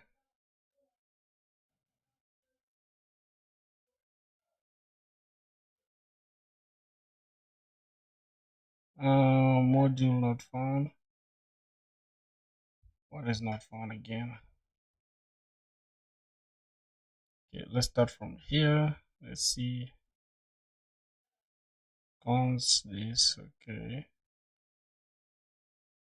We have the port here. I think we need a .env.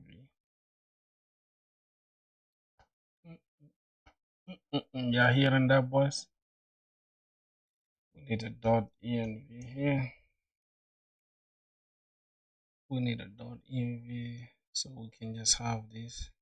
Say process .env .port. If we don't have it, then fall back on that. Okay, so we gotta create this port. 8,000. Make a roadmap of improving your skills. Wait, what do you mean a roadmap of improving your skills? I'm confused. If it fails, then fall back to 2000. Well, I think it should give us that. In web dev, whose skills? Whose skills? You mean my skills or your skills? You want to learn? npm install. We need .env actually. .env, and then we need which other module do we need? .env. Wait. I'm kind of forgetting. Core. Oh no, we don't need core. So let's just get .env. Okay, that should be okay. So import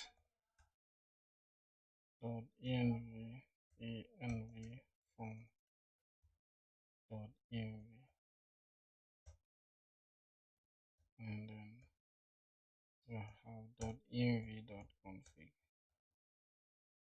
Okay, that should be it. Then this one as well should be there. Should be coming here. Now your skills, I want to learn. I get some guidance from your side. Oh, okay. That's interesting. Thanks, man. Thanks, mate. Let me put this one. I think here. Let me just put that on one.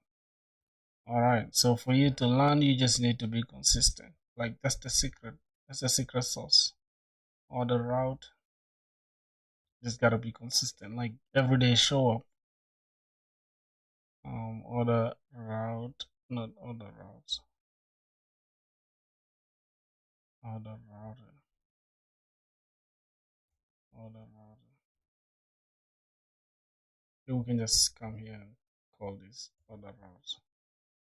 Order routes. And just go back here, say order routes. And say order routes. And then here, controller, it should be okay.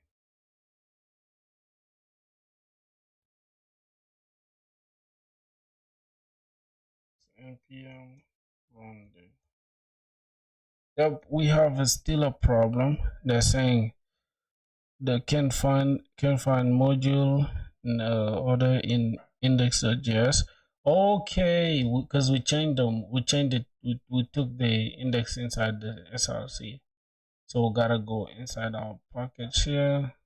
We just change this to src, and then we change this to src. Yep, that should be okay now. We'll run it and restart it. npm. Cool. So boys, as y'all can see, we have the entire order service done. We just need to create the routes now.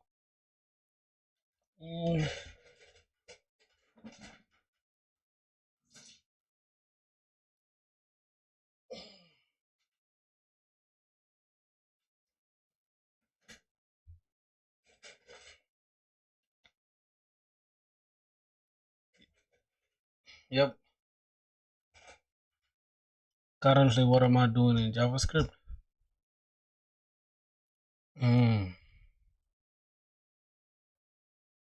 Okay, just give me a second. I'll explain to you what I'm doing.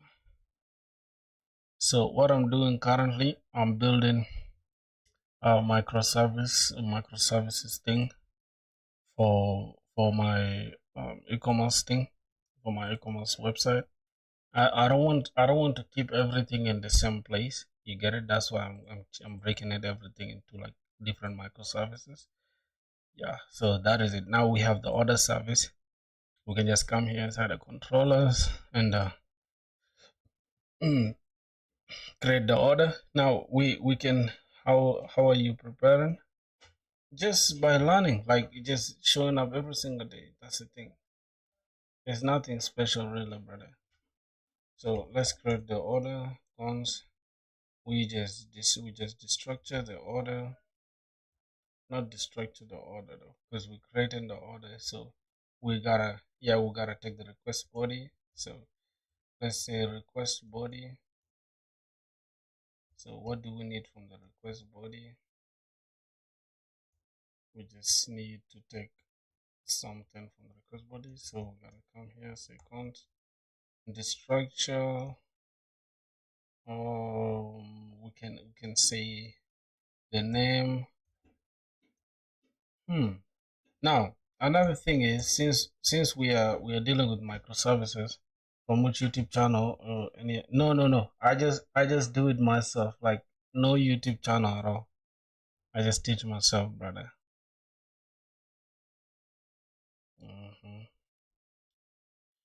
All right, so this is okay. Oh, we need to set up PostgreSQL for this.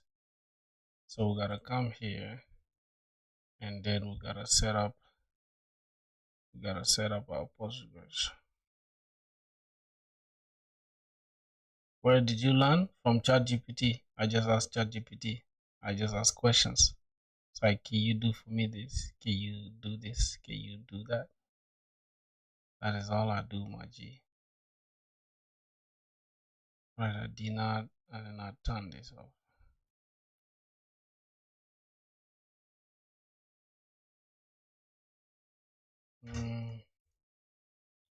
CD.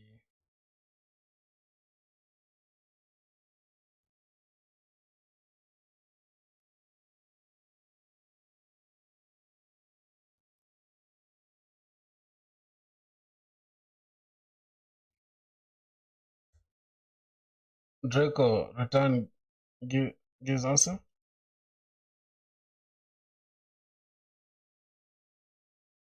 Yep. Let me see. CD developer. Draco, you said today. You said you are you're motivated to code. That's crazy, bro. At least I'm happy, man. I was able to spark that interest. All right, now for some reason we gotta check if I think we have some Docker running. We probably have some Docker, say, some Docker container running. Yeah, bro. We have those two, then we just gotta take them off. You just gotta take them off. Docker compose down, removed. God damn it. Okay. Make a roadmap on a roadmap. What? Make a roadmap on front end. Oh, you want in your language? Which language? Lua. Also, be careful in the command prompt. It shows you IP address at the top sometimes. Yes, sir. Thanks for the tip, my G. I think it's not here on this one. Does it? It doesn't really show on this on Mac. I don't know for sure. I'm just saying.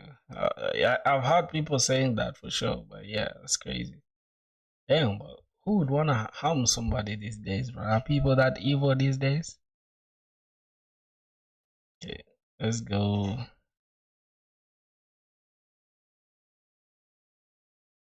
Draco invented his own language. I don't know if that's true.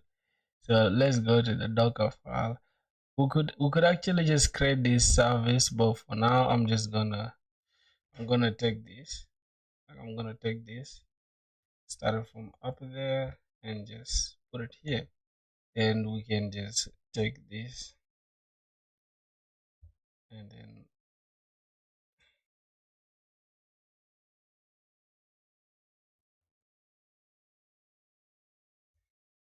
just drop this here. Okay, we're gonna have something like that. That is for now. Go to .env. We're gonna need something like this. Copy this, and that's it. That means let's see.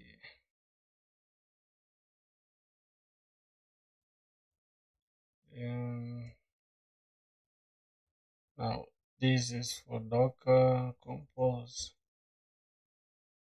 Let's go here. Create Docker compose.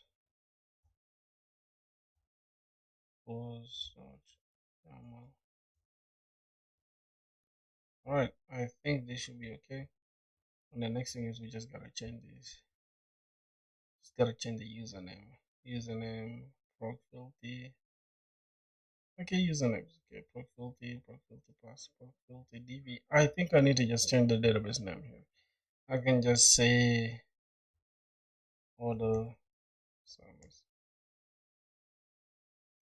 Yeah, maybe the order service. Yep, that should be it. And I think that's it. Go here and let's first close this off. Then we say docker compose down, check docker. Okay, and say docker compose build.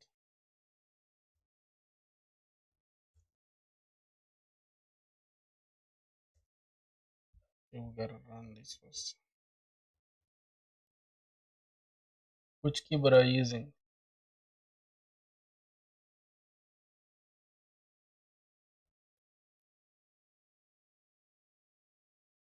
I'm not using any keyboard, bro. You won't believe me.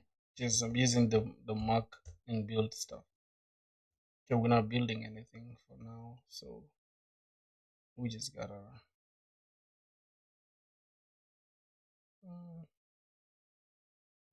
All right, so we can come here.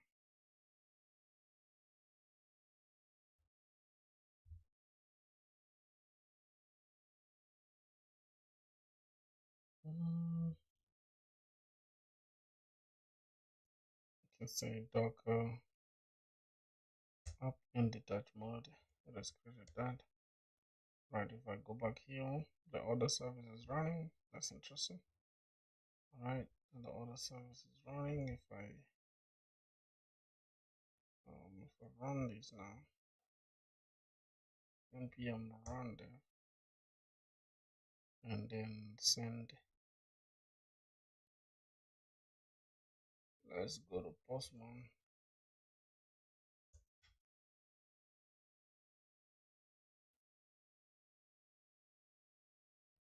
Yeah. Did you yo what? So if you're not using keyboard, how you type your while your keyboard's on stand like this? I raise my hands like this. I just raise my hands. Yeah, it's crazy. I know, bro. It's crazy, bro. But yeah, that's how I do it, bro. All right, so we got microservices. We actually need a new one. We need a new collection. Now, this collection we're gonna call it ecom micro services, and then inside here we're gonna go ahead and test the route. So API test, and this is gonna be HTTP API localhost this. If I run this, it should API running well, which is this. So you just hit this get route, and then this one is API slash orders slash create. Let's open the controller. Order gonna be slash create order. So the route is here. API slash, let me see. So it's gonna be API slash orders slash create order. Okay.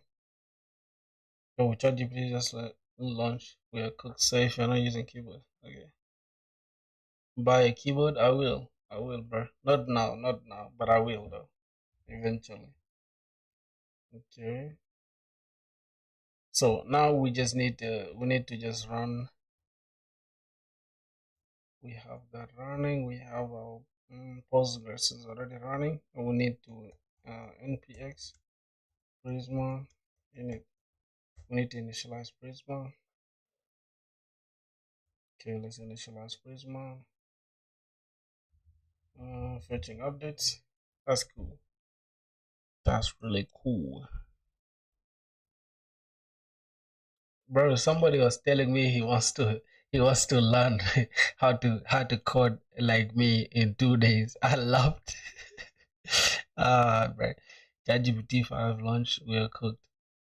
I read that, bro. And I don't think we are cooked. Maybe you are cooked, you yourself, not everyone. Only the people that are worried about AI will be cooked, man. Yeah, but we shall not be cooked, I promise you. Only lazy people will be cooked. Okay, so we remove the provider. We can go ahead and create a model. Let's go ahead and say, since it's an order, we're just gonna say orders. I mean, it's gonna be order to looks like that. Order, so user order. Okay, so we'll start with ID is a string, and then we start default should be CUID, and then the name, the order name. I don't know if the order name should be unique. Obviously the order name should be unique, man. Order, the string should be unique. The order should be, the name should be unique, bro. So we can have a type of the order. So the order can be anything though, boys. I feel like let's just keep it name for now. The rest we shall do it later. So we have the ID string. So the order can have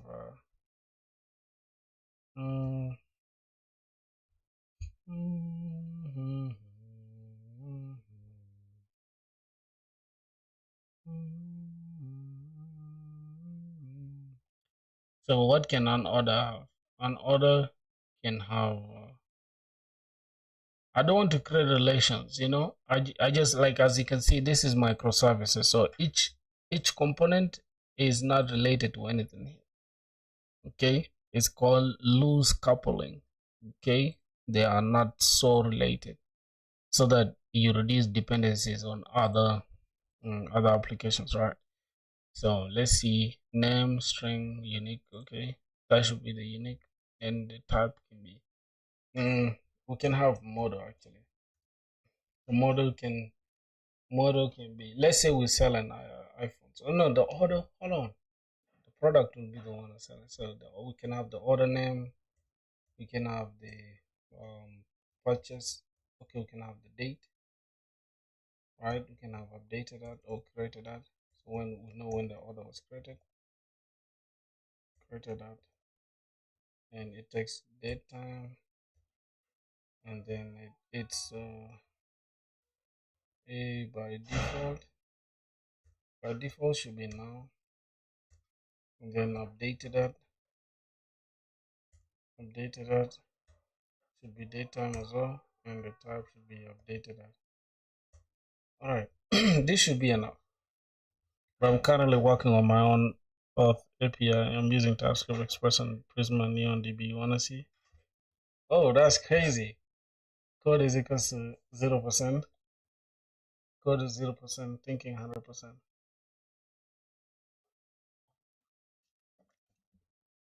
What do you mean by code is 100%? I mean thinking 100%, code 0%. What does that? So now our Prisma schema is created. So we can go ahead and just push this so that we can generate, right? We can say npx prisma generate, and it will just generate the client from our schema.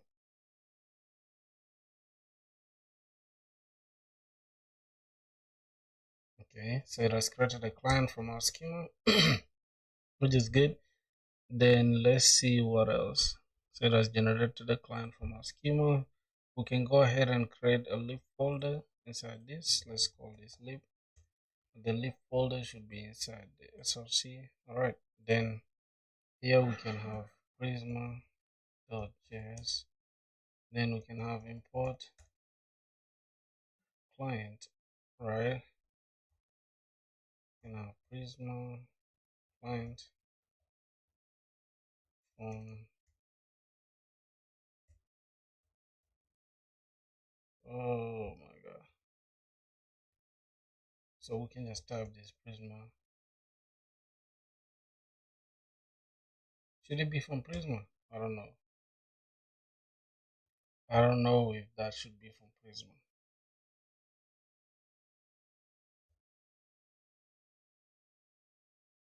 No.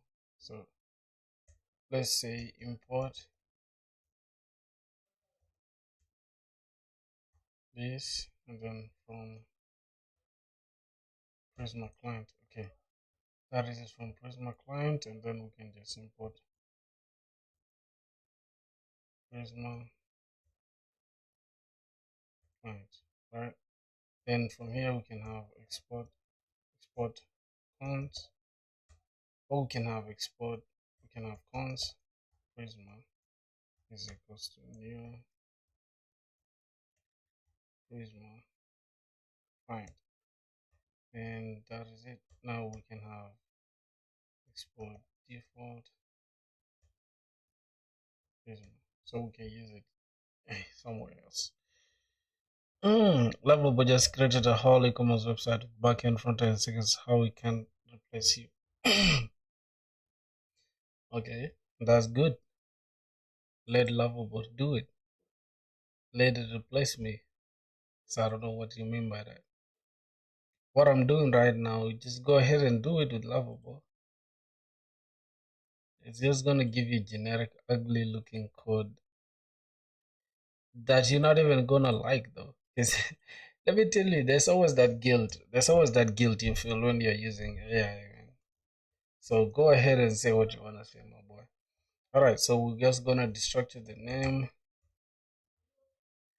and what else? So we created the name. Let's go to schema. Let's see. Creating the name. Alright, let's just say the name of the order. So we're getting the name from the request body. Okay, now we can say cons order is equals to, yeah, we can say await prisma. Now we need to import prisma. Import prisma from leaf folder .js. Alright, the prisma dot order dot create. So now we're creating an order, and then taking data, and the data we're taking the name, which is something that we destructured from the order. Okay, then from there we can check if we we can check if we have an order. No, we can check here if we don't have a name. If it's no name, return response stars.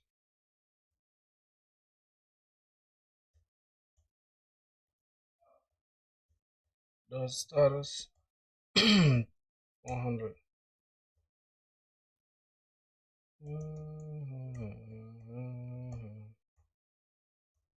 A all message, all fields required. Required. You didn't provide the order detail. Okay.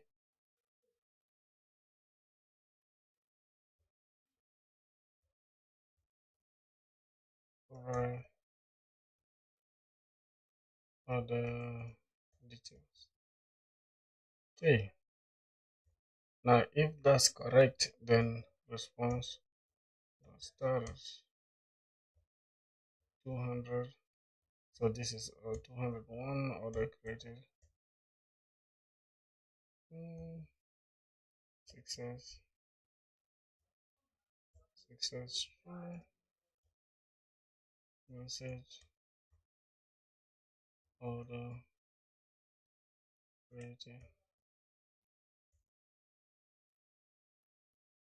Successfully. Then return the order. Okay, that should be it. Or else here, give us response status of 500. So JSON.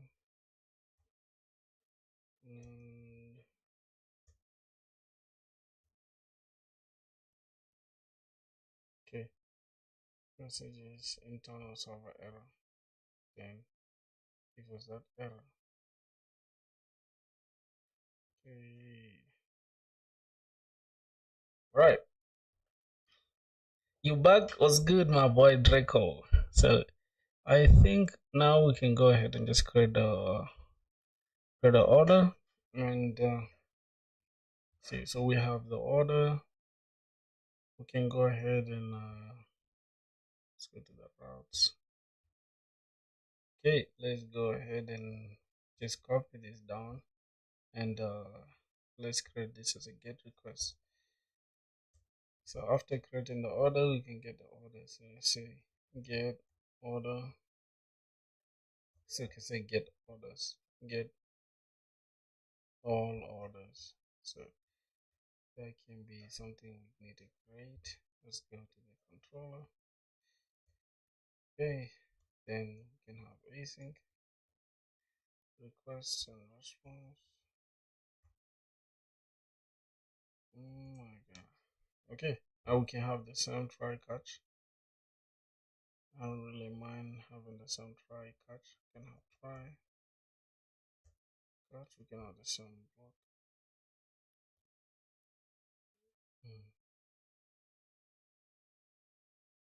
block. Explain me Docker using this. Okay, no problem. Mm, all right. Let's see. So getting the orders first, we need to get the order ID. Once order ID.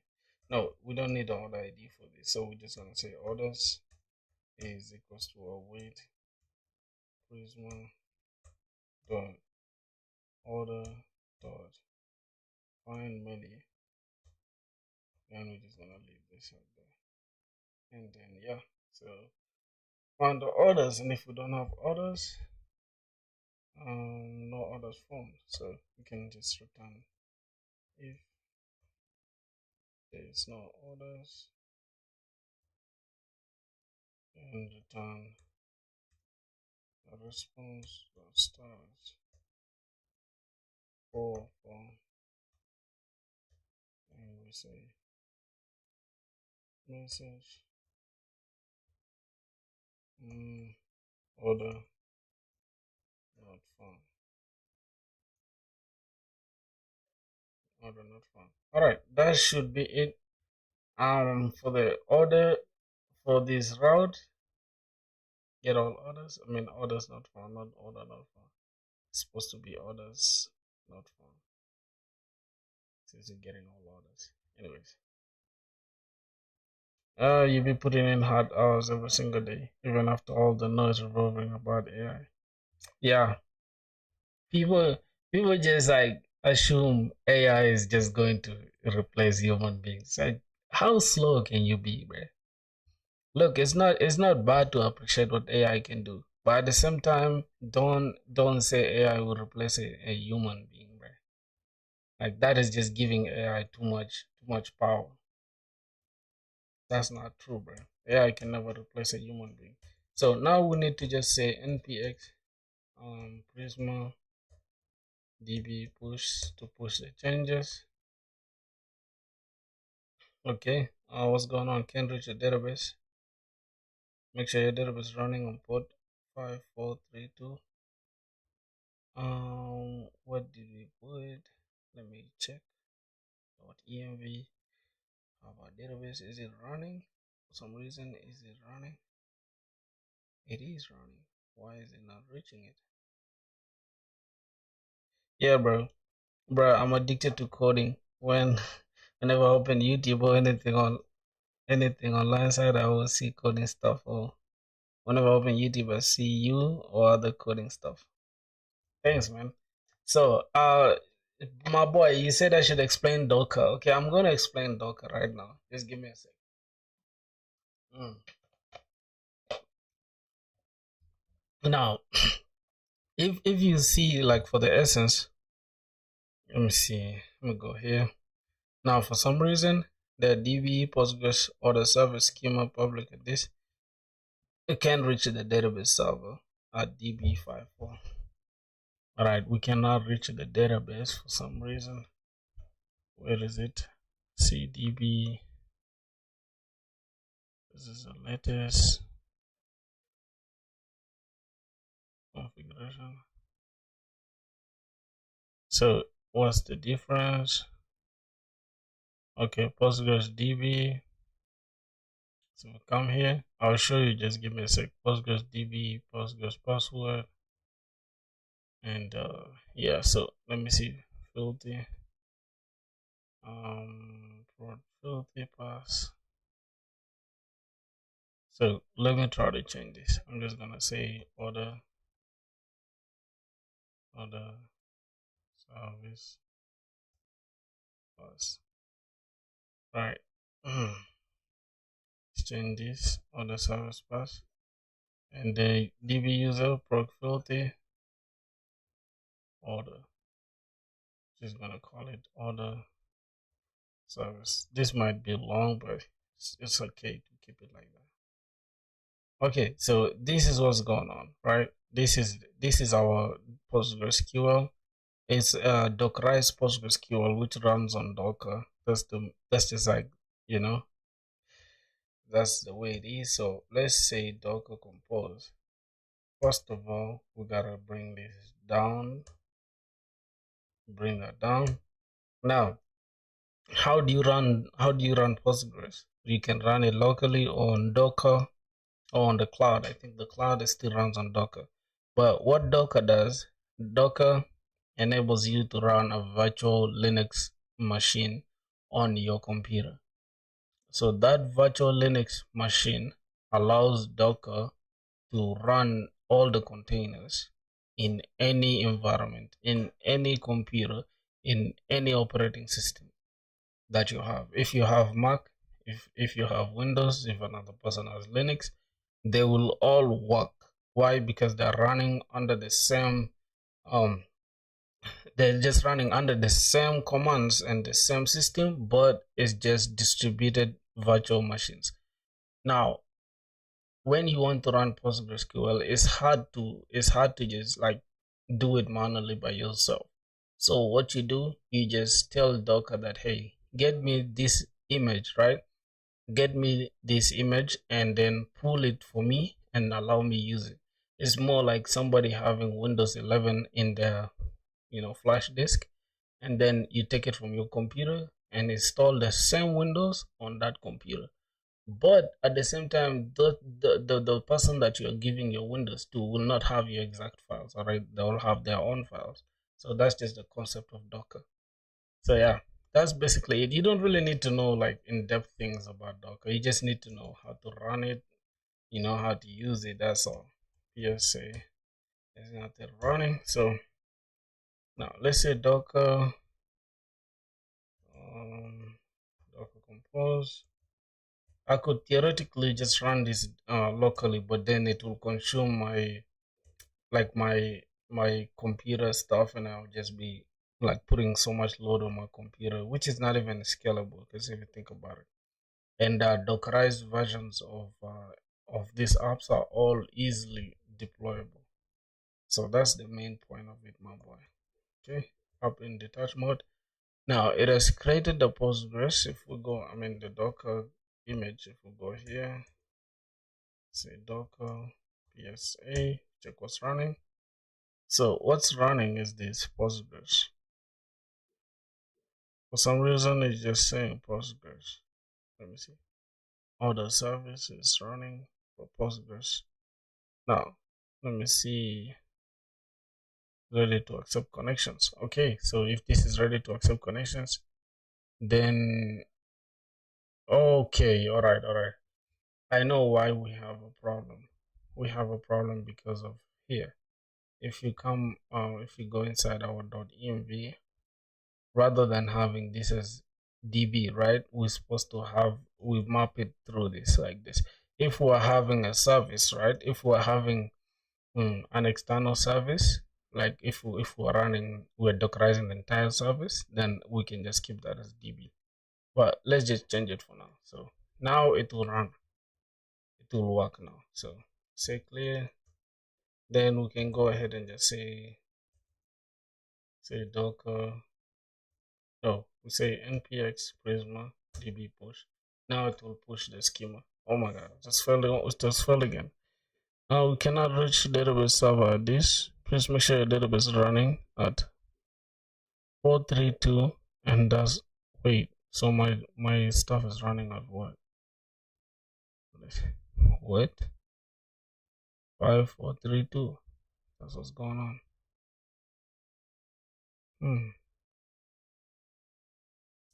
DB source, Postgres DB for the service. Can't reach database.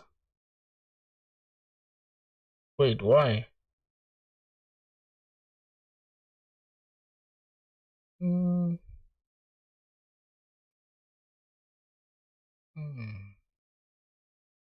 Hey, yo, what's good, bro?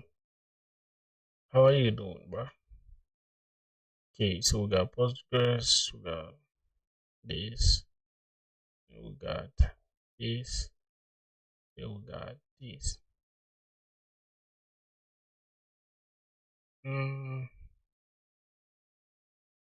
Then, oh, I think we are missing the .env, right? We are missing the .env. We need to call this from the .env.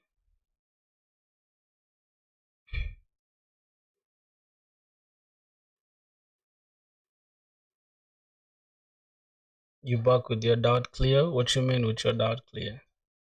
Which dot did you have? Okay, so let's go to the microservices here. Let me see. I think inside the Docker compose, there's something I didn't add. I think I didn't add the .env. Yeah, I was supposed to add the env file for some reason. Env file. So we need to add env file and then env. But isn't that just like extra work for simple service? We don't need to do that. So I can just go to the .env here, just pick this and replace what we have in the env. Let's go here, just replace this.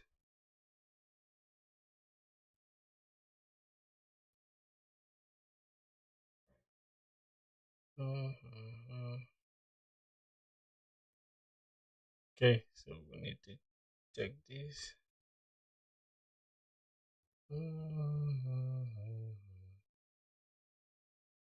What's going on here?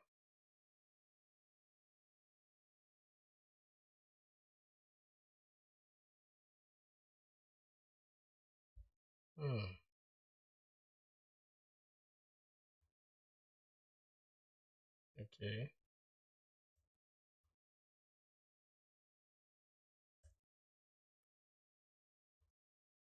Yep, I think now it should be okay.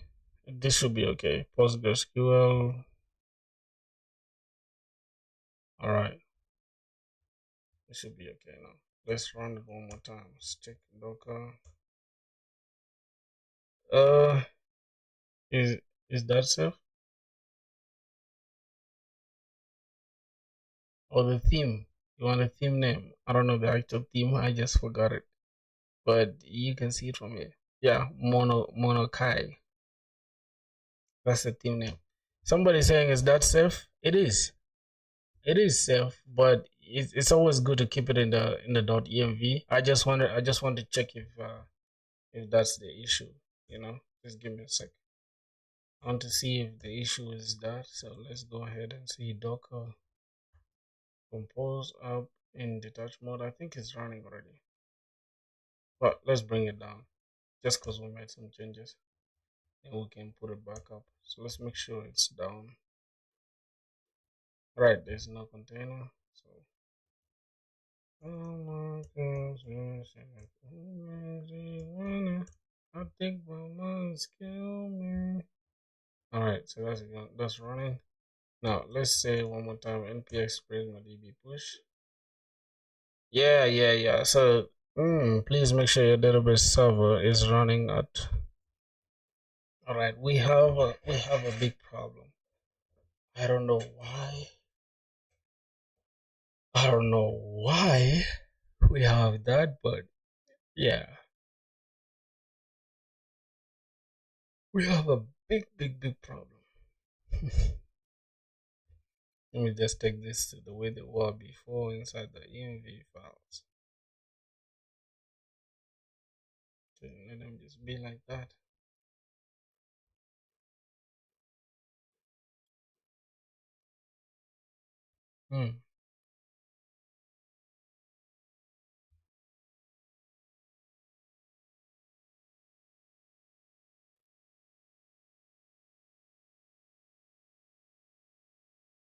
I used to do return function problems, but never truly understood what it does. Thought it returns the final value to the function, but no, it returns to the caller. Yeah, and I can return to any variable and store it. Understand it now? Yeah. So my boy, you had to go and check out that simple concept, right? So for some reason we cannot reach the database. Why? Is there anything running though? I think if there's something that's running, it's probably preventing what we are aiming for. So let's check this out.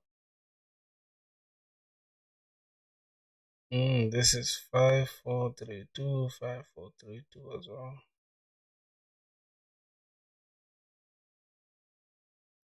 Okay. Name is Postgres. Okay. So name is Postgres, container name.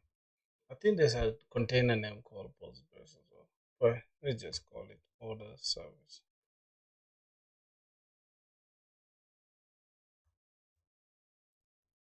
Just call it order service. That's the container name. So let's say Docker, Docker compose.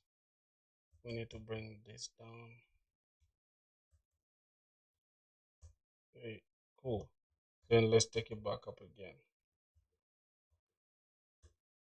All right, that is actual debugging, my boys. So now let's see. We have this is running on port localhost 5432. So let's check our .env is running on. Yeah, so this was the problem, right? This was the actual problem. So we didn't even have to do this too much work.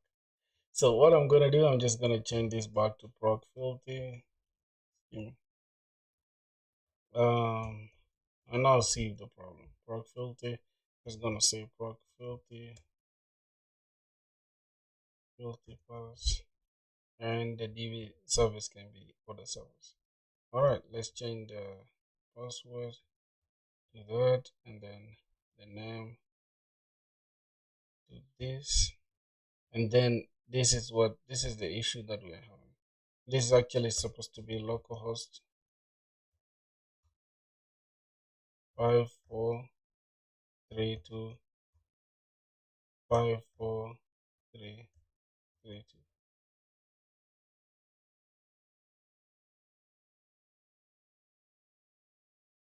Localhost 5432 5432.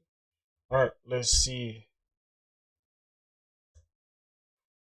Let's now say npx prisma.db push. The provider is invalid. Port number. All right, let's go to the schema one more time.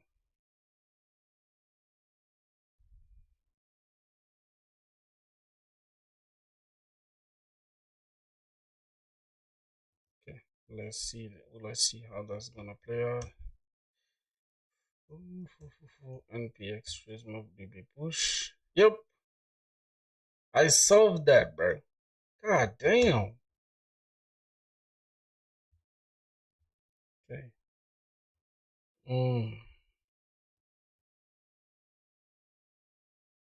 All right, now we can say npm run dev to run our application.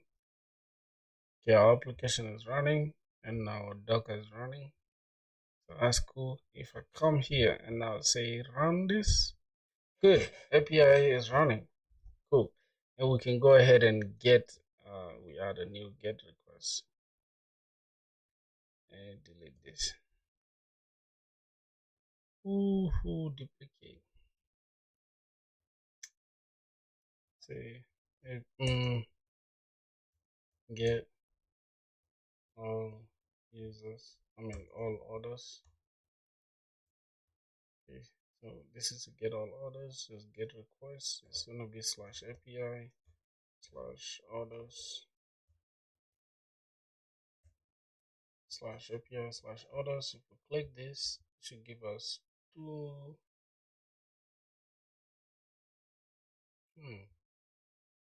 Okay, that's because it's not returning a response, right? We're hitting our database, but it's not returning a response. That means inside this, we're not returning a response. Yeah, that's true. We're not returning a response. We're saying if the orders, if we don't have orders, then return a response of 4 not found. Otherwise, we need to now return a response like this. The response of status, then 200.json, and then we say success, and it's true, then message. I don't think we need message for this, but I'm just gonna say orders, and then we just give orders. All right. Now, if we go back here again and send this request, we should get success true, message orders, and then we get orders. But we don't need message and all that. We're just gonna keep it success true and orders. So let's remove this. Yeah, that should be our good. So we have success true, orders, and empty array because we don't have orders for now. Since we have the create order, we can go ahead and create the order. Now the other thing is we have our schema already, but the order schema, I don't like the order schema, right? So let's just go ahead and ask for the order schema. Let's just say, hey, could you get me the order schema? Only the order schema. I already have a model order inside my Prisma schema, but I just need the actual details. Like I have the ID set up, I have the name of the order, but just complete the rest. Don't make it too much. Just something like 3 to 4. Yeah, 3 to 4 more attributes of the order. So that's all we need.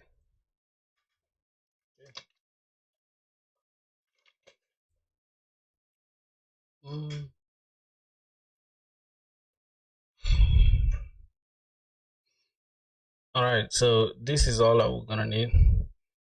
I wonder if we're gonna need the status, because the status. So let me ask the next question. Okay, why do we need the enum for the order status? Because if we're dealing with microservices, then I don't think the order status is gonna work really. I don't know. What do you think? Yeah, so microservices is more like we're gonna put the rest of the things in like, I don't know what I'm saying, but it's okay. All right, do we really need the order status right now as in the enum? Yeah, but if we do, then that's cool. We just leave it there. Let me see. You're thinking like a system designer. No, not strictly. If your MVP only class by creating and storing orders, it's worth including even if you're not using the status yet. Okay, so let's go ahead and just copy this exact order status. We can just take this from here. ID of the user who placed the order. Buyer ID is going to be a string. Total quote. Status, order status, and default will be pending. Created at. Okay, updated at. Then we have this. We have the pending, the paid, and shipped and canceled, which is interesting. But the next question I want to ask, right, is like this. Now in the microservices, all right, so when we're building a microservice architecture, is it not a bad idea to have so much coupling, since we are trying to decouple everything, as in including the buyer ID? Is it really necessary inside the order ID? But I guess it's useful, so just explain it to me. All right, that's it. That's it, boys. Speak your mind to the AI. Let it talk to you. So it's an excellent question, and you're hitting the core tension in microservices. You balance decoupling with practical data sharing. So coupling happens when one service relies heavily on another service's internal data model cannot operate unless the other is online. Share direct database relations, foreign keys, join joins across services. So should buyer ID exist in the other ID in the other service? Yes, but with one important mindset. You are not tightly coupling the services. You are duplicating an identifier, the user ID, for traceability. Let's clarify why the buyer ID is okay in the other service. Identifiers are not coupling. You're storing the UUID of the user, not the entire user object and not a foreign key to another DB. Every order needs reference to who placed it. Without the buyer ID, you cannot trace ownership, show my orders, or even filter by user. Enables independent querying. Order service doesn't have to ask auth service every time it wants to filter by user. That's decoupling. Okay, event-driven systems need identifier references. If a user registered or order placed, event is published. You will always include the user ID in that payload. All right. So you see now my questions. I'll return after more experiences. No worries, bro. All right. So now I've asked all the questions that I need. Then we can go ahead and take the schema. Now the only thing I'm going to change about this schema is let's go to the Prisma schema here inside the model. The only thing I will just change is using CUID rather than UUID. Don't ask me why. CUID. Okay, that should be enough. So ID of the buyer who placed the order and the total cost of the order. All right. So we can just go ahead and now let me just close down the entire application, then perform npx Prisma DB push to just. All right, the client is linked with our database, and then we can just continue running our application. npm run dev. All right, so now we have everything in place. Schema, so we have the name, buyer ID. So we need to destructure all these ones from the request body. So that means we gotta put the name, buyer ID, the total, and the status.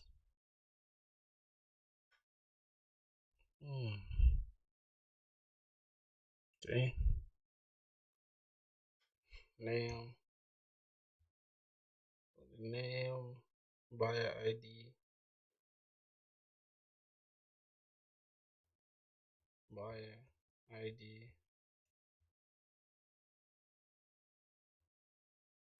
name, buyer ID,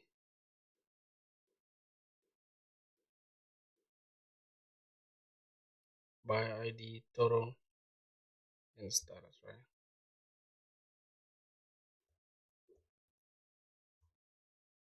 Total and the status.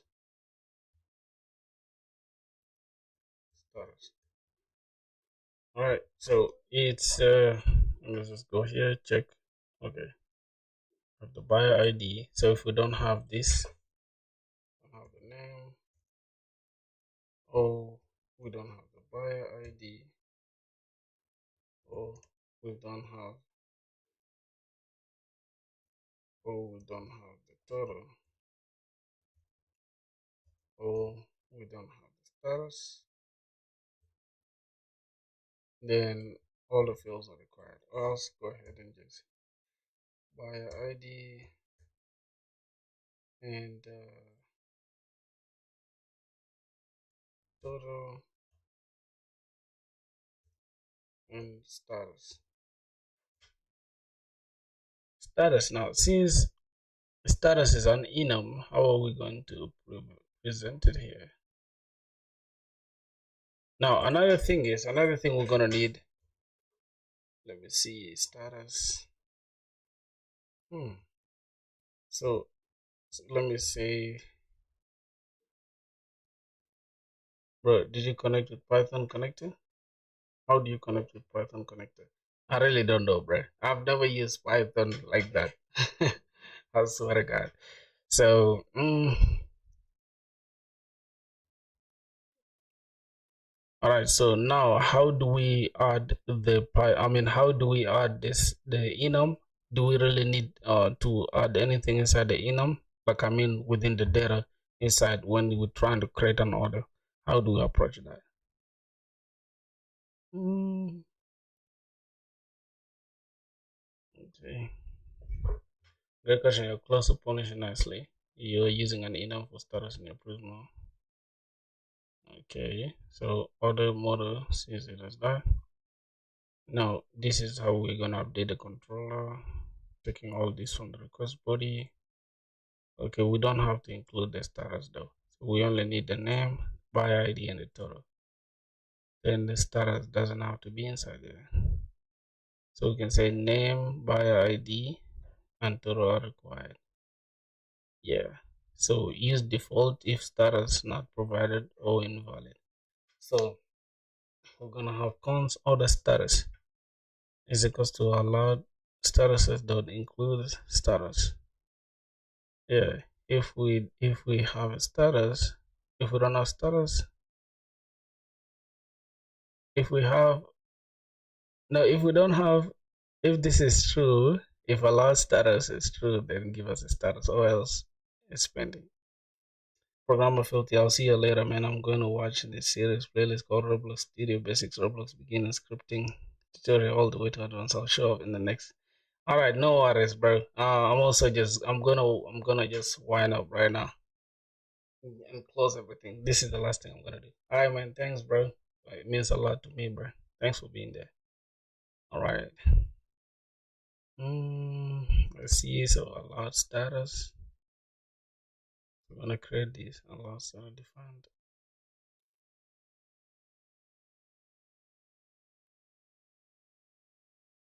Hmm.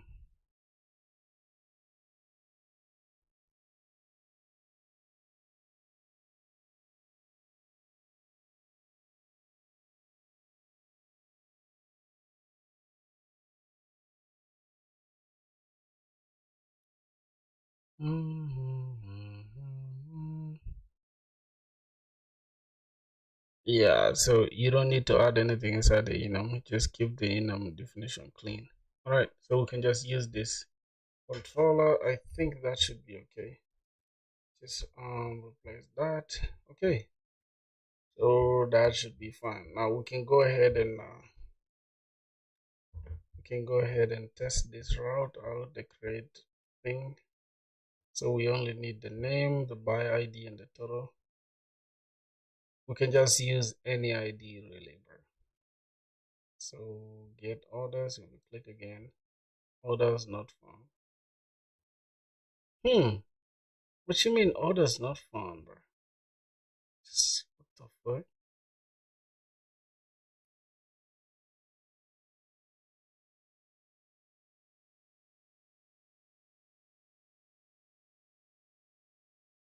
What? Wait, I have a feeling this stuff doesn't know what we are doing. Fine, many. Okay, if there's no orders.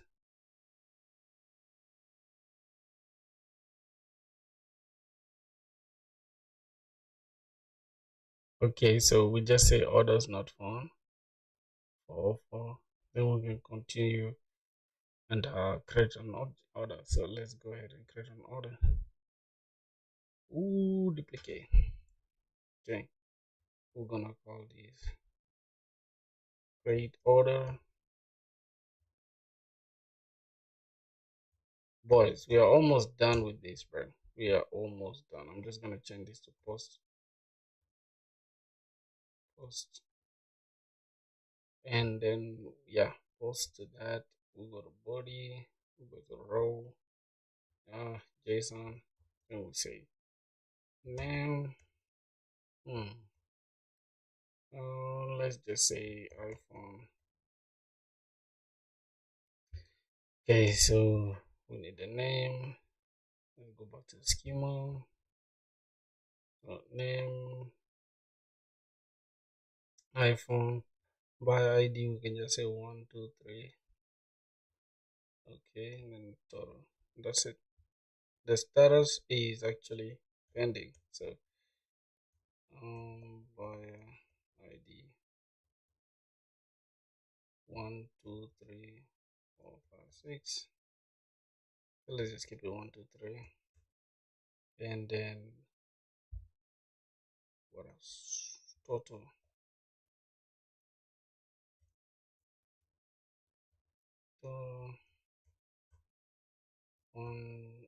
It's just like 1,000. Let's just say $1,000. iPhone 12. Okay, something like that. Now, if we go ahead and send this, it should get us. Oh,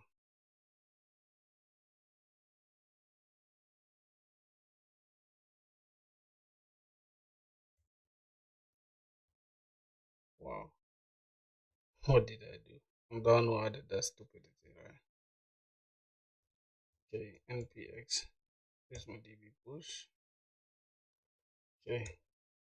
Npm on dev. Okay, let's send this one more time.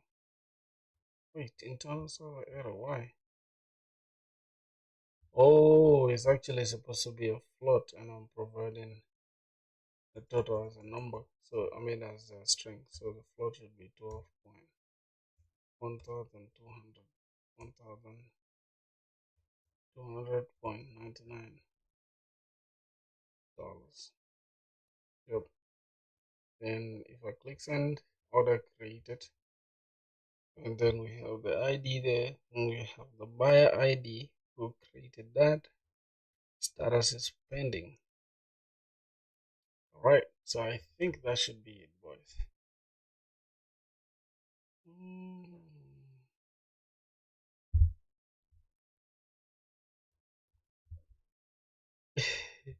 Actually, I'll stay stream, but watch the tutorials. I'll let it continue. You still watching me? Thanks, bro. Thank you. Man, y'all don't know, bro. We just you guys wait till I get a job, man. We're gonna change the entire scenery. We're gonna go to some dope ass house. We're gonna have fun, okay? It's gonna be lit. So yeah. I think now the order controller is done. Unless there's something I'm doing wrong. But I know there's nothing I'm doing wrong. npx, and let's run that. Okay, now let's get all orders this time. Say get that. So we have all orders. This is created. Okay. Yep, so that should be okay. I think now we are done with the order thing, with the order service.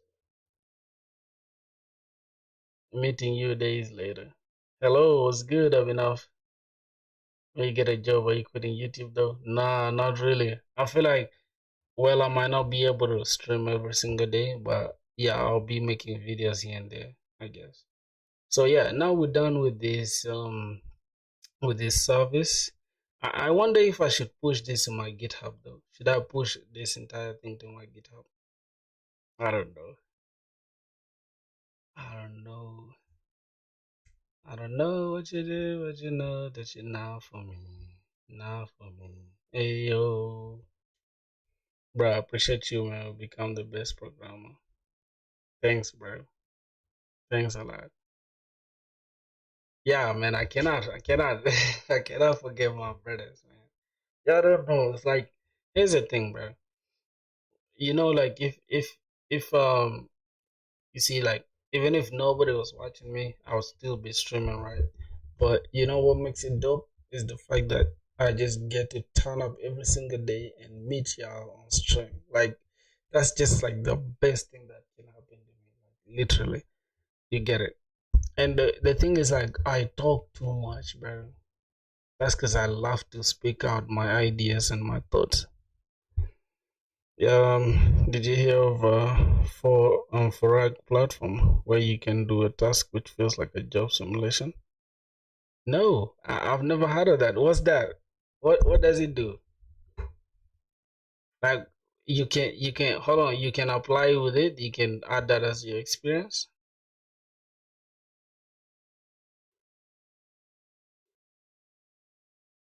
You can add it as your experience. I don't know. I don't know about that for sure. Okay, ending stream. Yeah, I think I'll be ending the stream. I can lie to you boys. It's not that I'm tired though. I could stream until if y'all want me to stream. I don't mind really streaming. But it's just like we finished most of the work. I wanted to split it up into like days worth of work. Like right now we finished the user service, as you can see, and that's the best part about it. Like we finished the order service. We just need to like dockerize it, and dockerizing it is not that hard. We can just put it to like different docker stuff, and then yeah, yeah, no problem, man.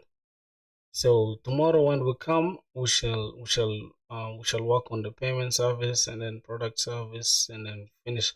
I mean tomorrow we can start with the auth service. So since I already have the auth service, we've already made the auth thing in every I guess the previous just so